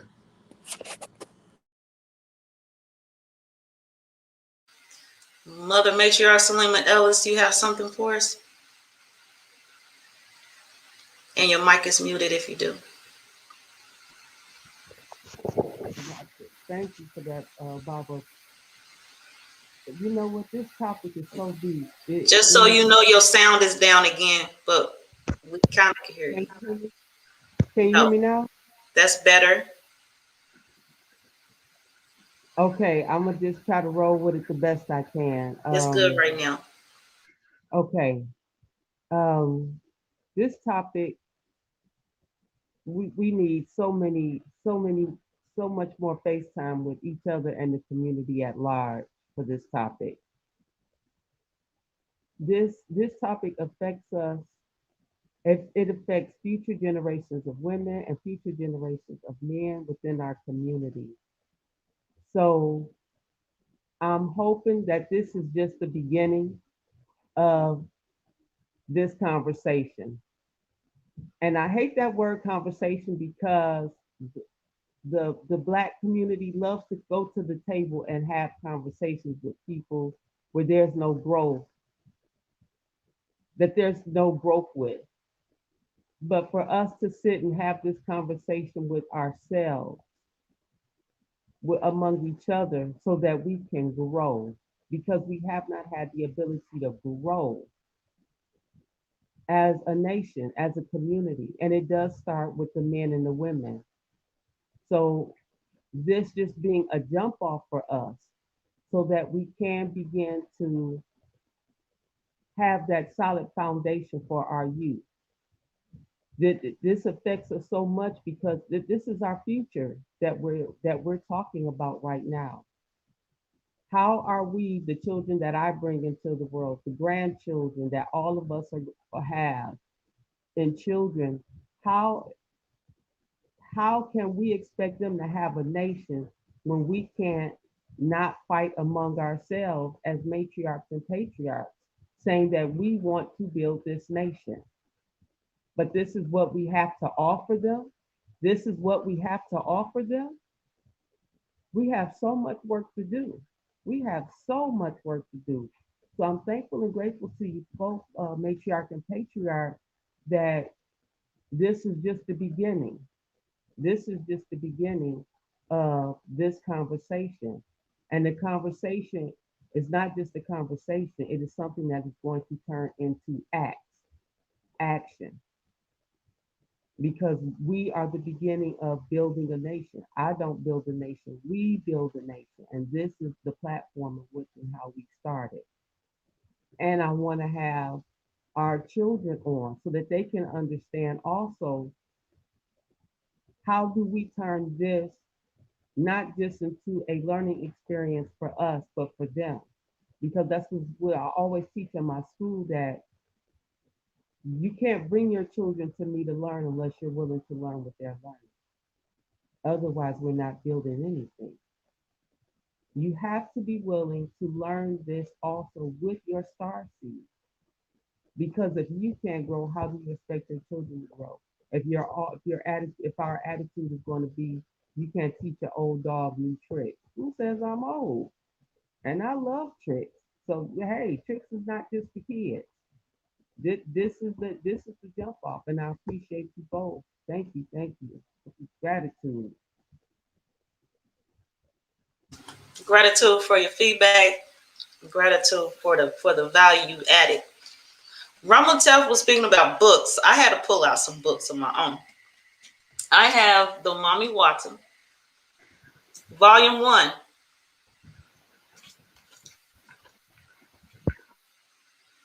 Okay. I also have the Mommy Watson, Volume 2. I got these books, and it was based off of my visit to Detroit. That event right there has, I talk about Detroit at least 5 times a week since then. It was so, the impact is life changing, and it is forever with me.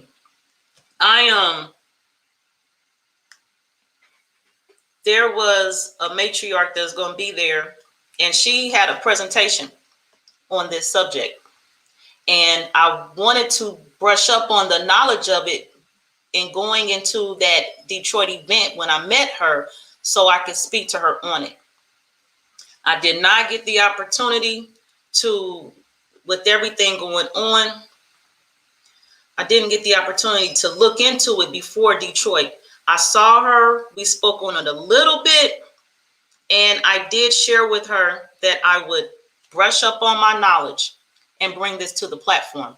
So Karmic Dynasty, will be bringing this presentation to the platform. And actually, that was the original plan.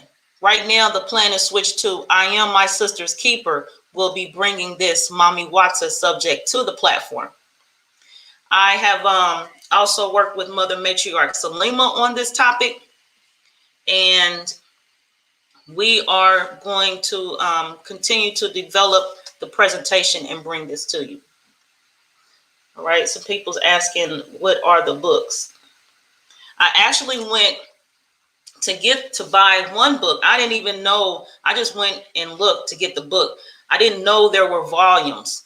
And then there was a little deal where you buy the one, you might as well buy the three. My daughter, there's a smaller, thinner one. My daughter came by here. I have these on the table. All of my, well, a good deal of my books are on the table in the living room, because I need for my children and my grandchildren to just, you want it, you see it. If they don't do anything but just see this, that's more than them not seeing it. My daughter came in and she looked, she was like, Mama, what's this? You know, they curious, they like touching stuff. I'm like, go ahead, check it out. And so she checked, she got the smaller one, and she went ahead, she was like,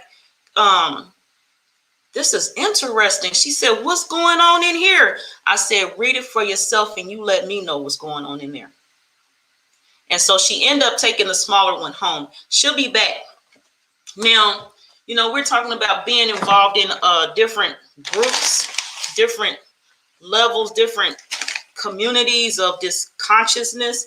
And that same daughter, I had a meeting, speaking of book clubs, I had a meeting with my daughters, and I got them caught up on some events in my life and some teachings based on my pre-planning arrangements for when I transition. I needed them all to hear the same message from me of what I am interested in them knowing and carrying on once I'm gone. So again, that same daughter, from my time that I visited the Moorish Science Temple of America, she had taken the pamphlets with her. I let her take them because I got what I needed out of it. And somebody else said, I think it was Kathleen Williams, get what you can get out of it and let the rest go. Get the meat, throw away the bone. Done. This pamphlet right here, it speaks volumes to me. It has since I first seen it, and I'm just going to share it. You can get what you get from it. That's Noble Drew Ali. I don't know how clear this is. On him, well, his name is here. Prophet. They say Prophet Drew Ali on here. And this is a woman he's carrying. He's coming out of the water. He's not walking backwards. He's coming out. And on the woman is written humanity. He's carrying her. And there's also some other type symbolism in here. This is what is on the pamphlet of the teachings of the Moorish Science Temple of America. So anytime one of them approach me, there are some things they can't say to me just based on their pamphlet. You can't even come at me sideways because I'm looking at these handouts y'all got. Just the cover, you can't talk to me. The cover alone, you cannot talk to me. And I got the Constitution and bylaws on that same table. Y'all can't even get through them with me. First of all, we can't get past them Moors and me. Between this and that love, truth, peace, freedom, and justice, y'all can't make it past there to talk to me. Love, truth. Hold on. Did they say peace? Do y'all know what peace is? Do y'all know what freedom is? Do you know what justice is?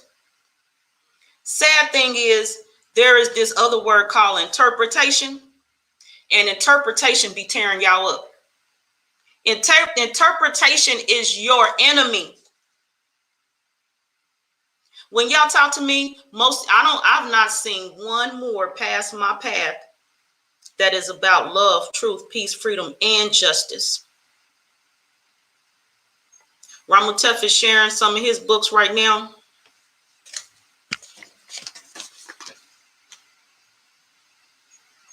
Yeah, the 101s.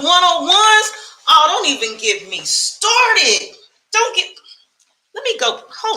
Look, sit with Ronald Tev for a while.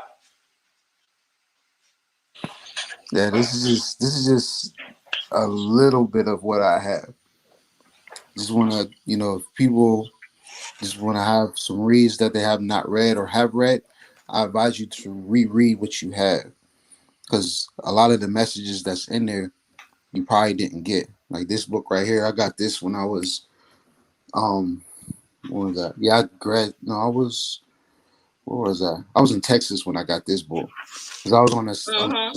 I was on a discovery with myself when it comes to dealing with me, because I just even though I'm going to tell people about my personal life a little bit.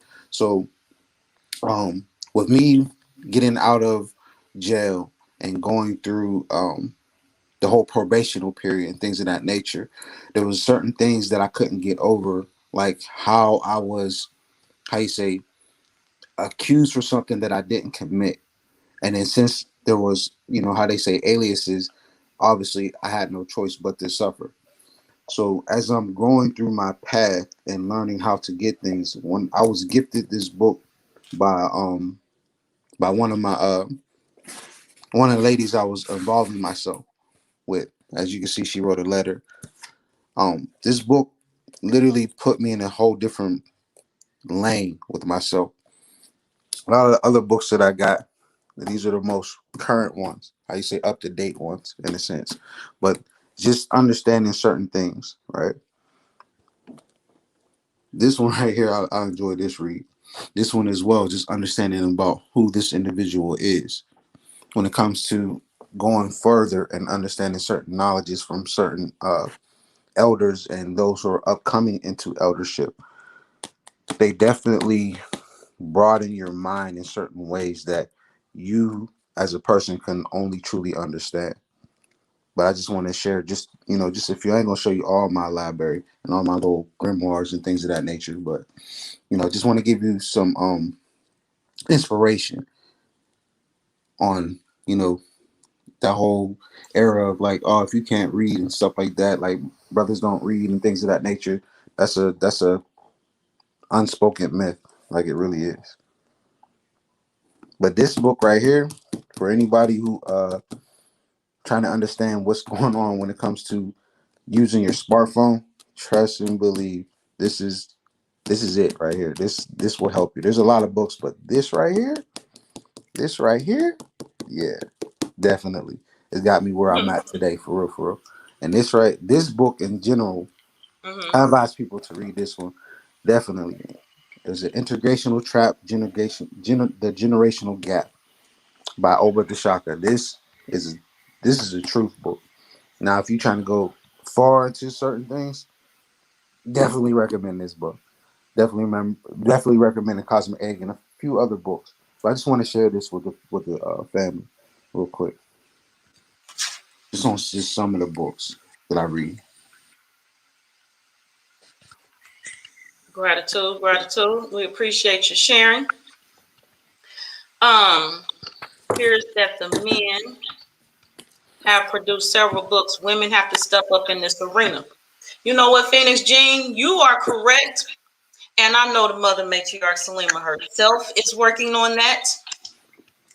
And I am working on that. I have, before I even known all of y'all, 2 books in the works. Since being around, I came up with a 3rd book I'm working on. Now, based on my Ohio lecture tour event, Columbus, Ohio, the homeschool evolution, the matriarchs are developing a guide related to homeschooling. So we are here. The thing is, there are women who are actually in the arena. Their works just get downplayed and overshadowed by the system selection of the patriarchal climb. It's their Their algorithm. works are there. Next, when I'm speaking about the Moorish Science Temple of America, the Divine Constitution and Bylaws, this right here is why most of them can't talk to me. This alone. This is the Divine Constitution and Bylaws of the Moorish Science, Act 3, what I was speaking on. Love, truth, peace, freedom, and justice. I don't know if y'all can hold on. How I'm holding this. Act 3. It's in here. You want it? I'll send you a copy. Where's mine? If you don't have it, you want to see it, get in touch with me. I'll send you a copy. How about that? All right. I'm going to read it to you. Act 3. Love, truth, peace, freedom, and justice. Justice. My bad. Must. It say must. It didn't say might be, may be, hopefully. Must be proclaimed and practiced by all members, not one members, not a maybe member, not a sometimes I'm a member, by all members of the Moorish Science Temple of America. No member is to put in danger or accuse falsely his brother or sister. No member is to put in danger or accuse falsely his brother or sister on any occasion at all, on any occasion at all, that may harm his brother or sister. Why? It says because Allah is love. That act right there, most of them Moors can't talk to me. I know everybody is a work in progress. I know people got things to be, but what you gonna do when you talking to me is sit your ass back till you can at least get Act 3 together. Get your act together. Act 4. Act 5. This organization of the Moorish Science Temple of America is not to cause any confusion or to overthrow the laws and constitution of the state government, but to obey hereby. Now, Act 7 is Act 6 I'm going to touch on. Act 7 is lengthy, and it speaks about some paying some dues and stuff. And wife, you must obey your husband.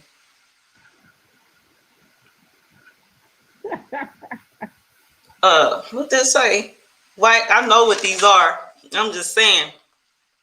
Wife, you must obey your husband and take care of your children and look after the duties of your household. Mother Matriarch Selena, you already addressed this, right? Today? Okay. Yes, yes, I do. Sons and daughters must obey father and mother and be industrious and become a part of the uplifting of fallen humanity. Now, a lot of times myself, I include some of them Moors in fallen humanity. Who decides who has fallen within humanity? Do y'all got a definition about who judges who fits in that category? Because from my perspective, my observation, some of y'all is a part of that fallen humanity, and y'all need to be uplifted. Y'all need some uplifting. All Moorish Americans must keep their hearts and minds pure with love. Hold on. Must. Heart and mind? Pure with what? Love. Did they say must? They say must. And their bodies clean with water. Okay. This divine covenant is from your holy prophet, Noble Drew Ali. That's what the words say. This paper, you want a copy? Email, I'll give you a copy. It says, this divine covenant is from your holy prophet, Noble Drew Ali, through the guidance of his father God, Allah. Now, there is also this Moorish American prayer. It goes like this: Allah, the Father of the universe, the Father of love, truth, peace, freedom, and justice. Allah is my protector, my guide, and my salvation by night and by day. Through his holy prophet, Drew Ali. Amen. Mm. Allah is the Father of the universe, the Father of love, truth, peace, freedom, and justice. Allah is your protector and your guide. I'm seeing your guide telling you some stuff in accordance to and relating to your salvation by night and day, and you ain't following it. You just outright act like you're disregarding everything your Allah told you.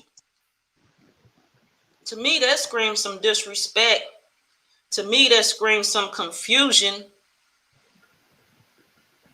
And like you overthrowing the laws, forget the laws of the land. You can't even follow the laws of your Allah.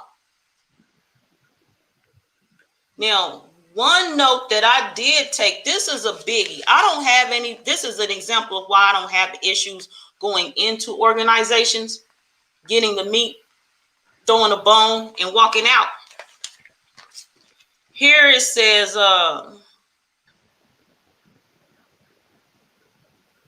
with us all members, okay, divine creed, they may know that they are a part and a partial of this said government, and know that they are not Negroes, colored folks, Black people, or Ethiopians, because these names were given to slaves by slaveholders in 1779 and lasted until 1865 during the time of slavery. But this is a new era of time now, etc., etc., etc. They can't talk to me. They can't talk to me. And here go they holy Quran with the K. Circle 7. I'm done. I'm getting off my soapbox right now. Right now. Mother Matriarch, you have something for us? No, like I said before, thank you for the platform. Thank you for just putting it out there. I have nothing to say. I think I pretty much said all I really wanted to say about the Moors the other day on my Juneteenth live with you. I think I broke down pretty much a lot about how I felt about the Moors and what's really going on. And that it's just they still practicing a religion and a patriarchy that keeps us all separate. So I don't believe or I do not practice and I know not to practice anything that teaches spirituality with a deity that I cannot see. That's just the best way I could put it. I know not to practice spirituality with a deity that I cannot see. That has never made sense to me.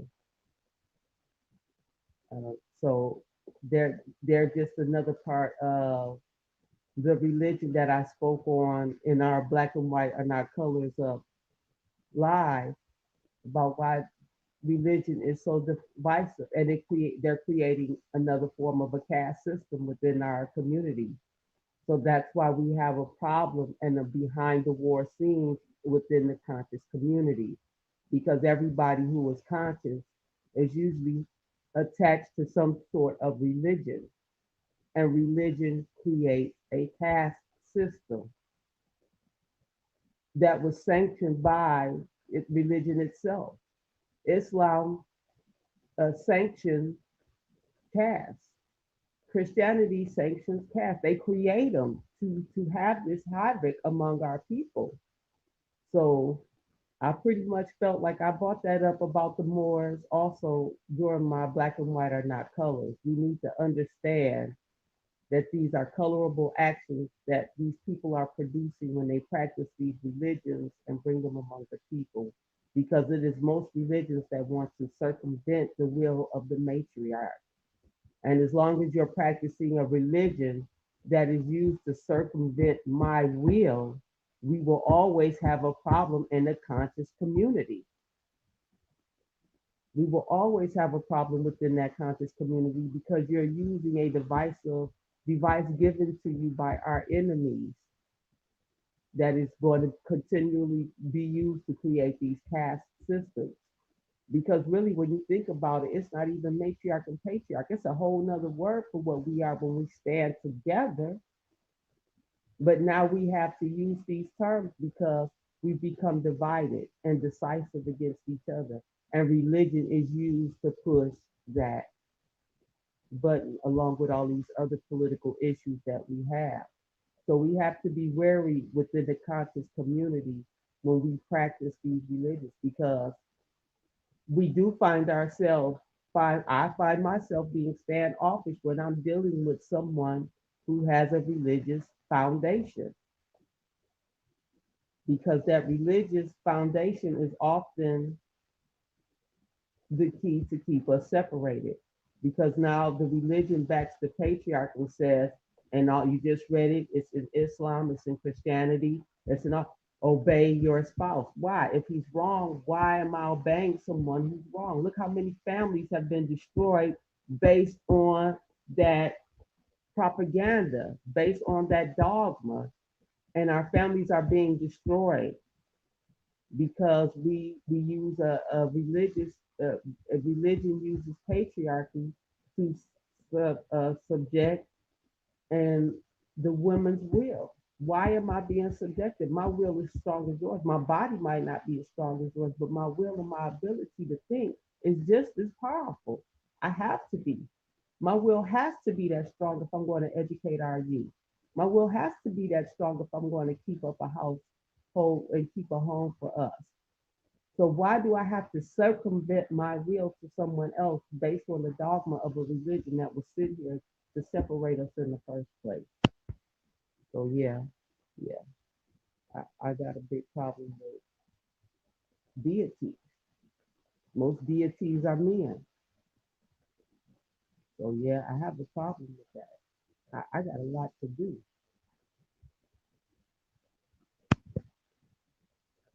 And Ramutel, must be snack time. I'm snacking too on my plantain.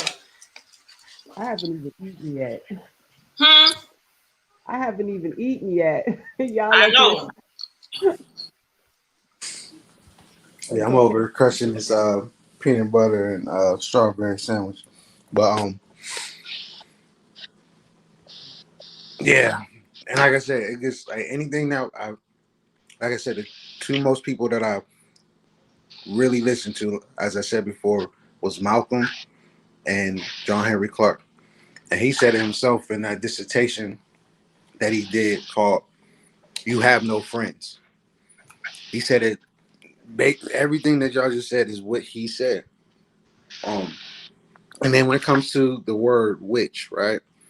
I was talking to a couple sisters about it. Let's not use that term witch anymore. We have all these other different terms that we can use, right?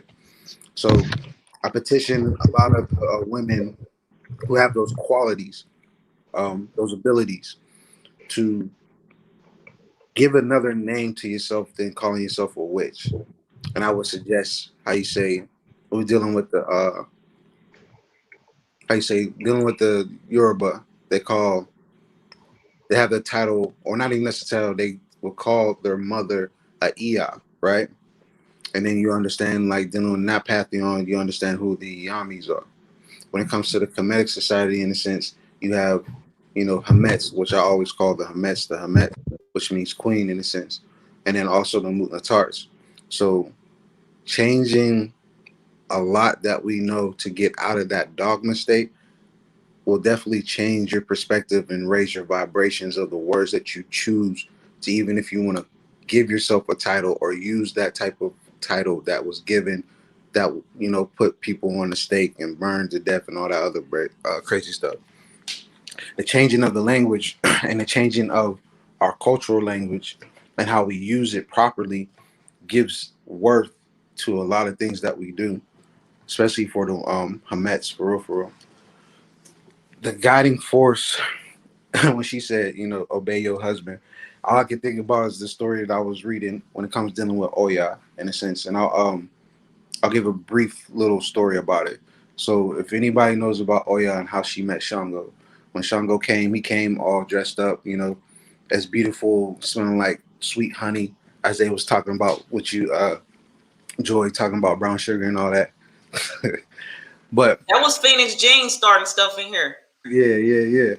But when Shango came to her, she he came to take her from his brother Ogun. And when she met him, he understood that he was a very gorgeous individual, a very handsome, strapping, beautiful, as they described him. And then for her, she's matched his appearance. When she talked to him, she was just like, she said this particular line, and I'll always, and it made me realize a lot of things. She said that all men are the same under the sheets. It's what you do outside the sheets that will get my attention. And she also asked him, will you fight for me?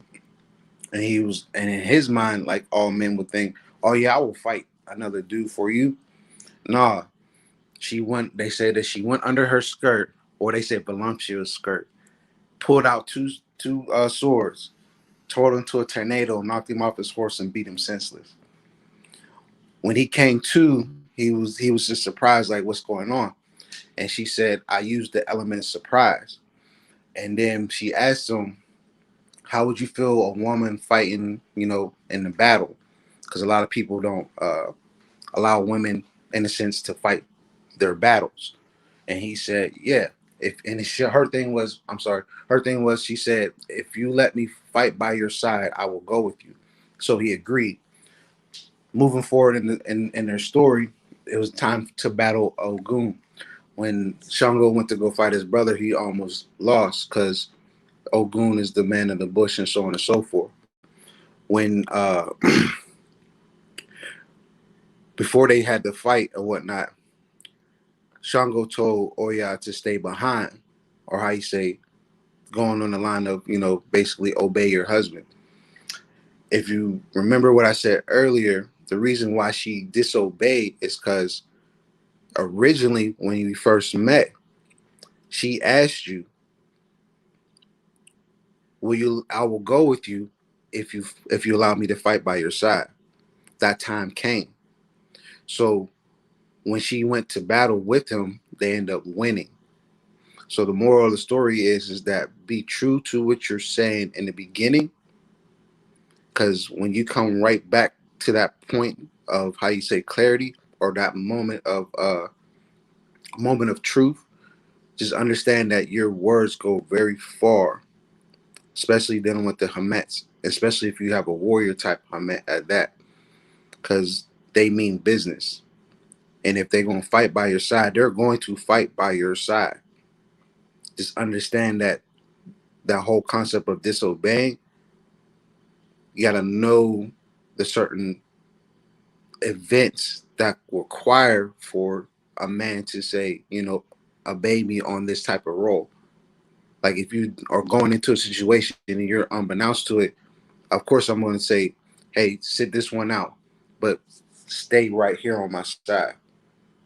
Watch what's going to happen. So the moral of the story is of that. Be careful what you say in the beginning, especially when dealing with these Hamets, because it can come back in the end and bite you in the ass. Especially if you told this individual that if you come with me, fight by my side. That's something that a lot of our people are missing when it comes to not even just relationships, but just relations with our people. If we're going to fight by each other's side, we need to fight by each other's side. And we're not talking about, true conflict unless they bring it to us. We're talking about business. We're talking about our family. We understand that from my perspective, I'll give you my perspective.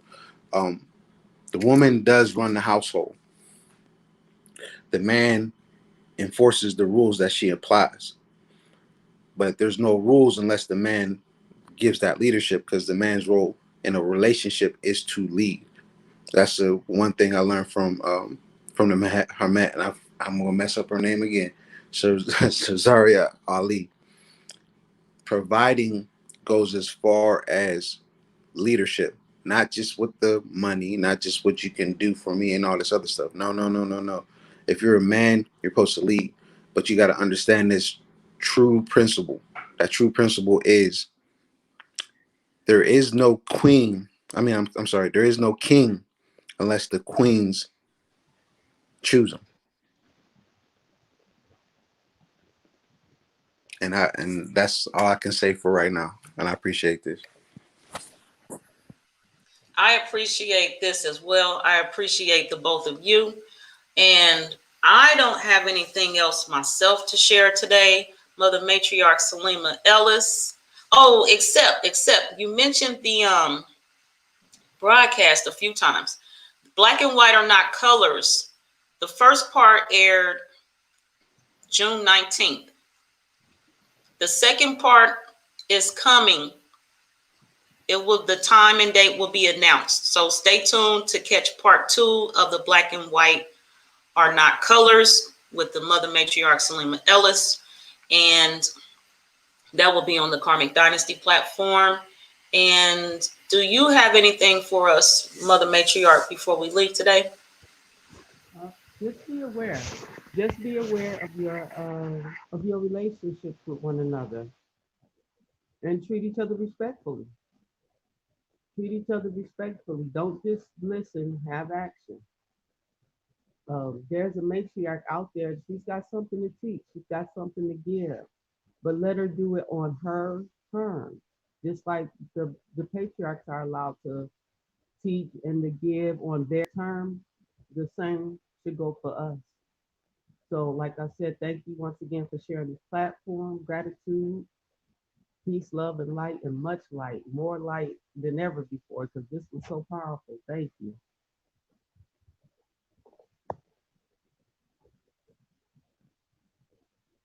You are welcome, and I appreciate you being here. And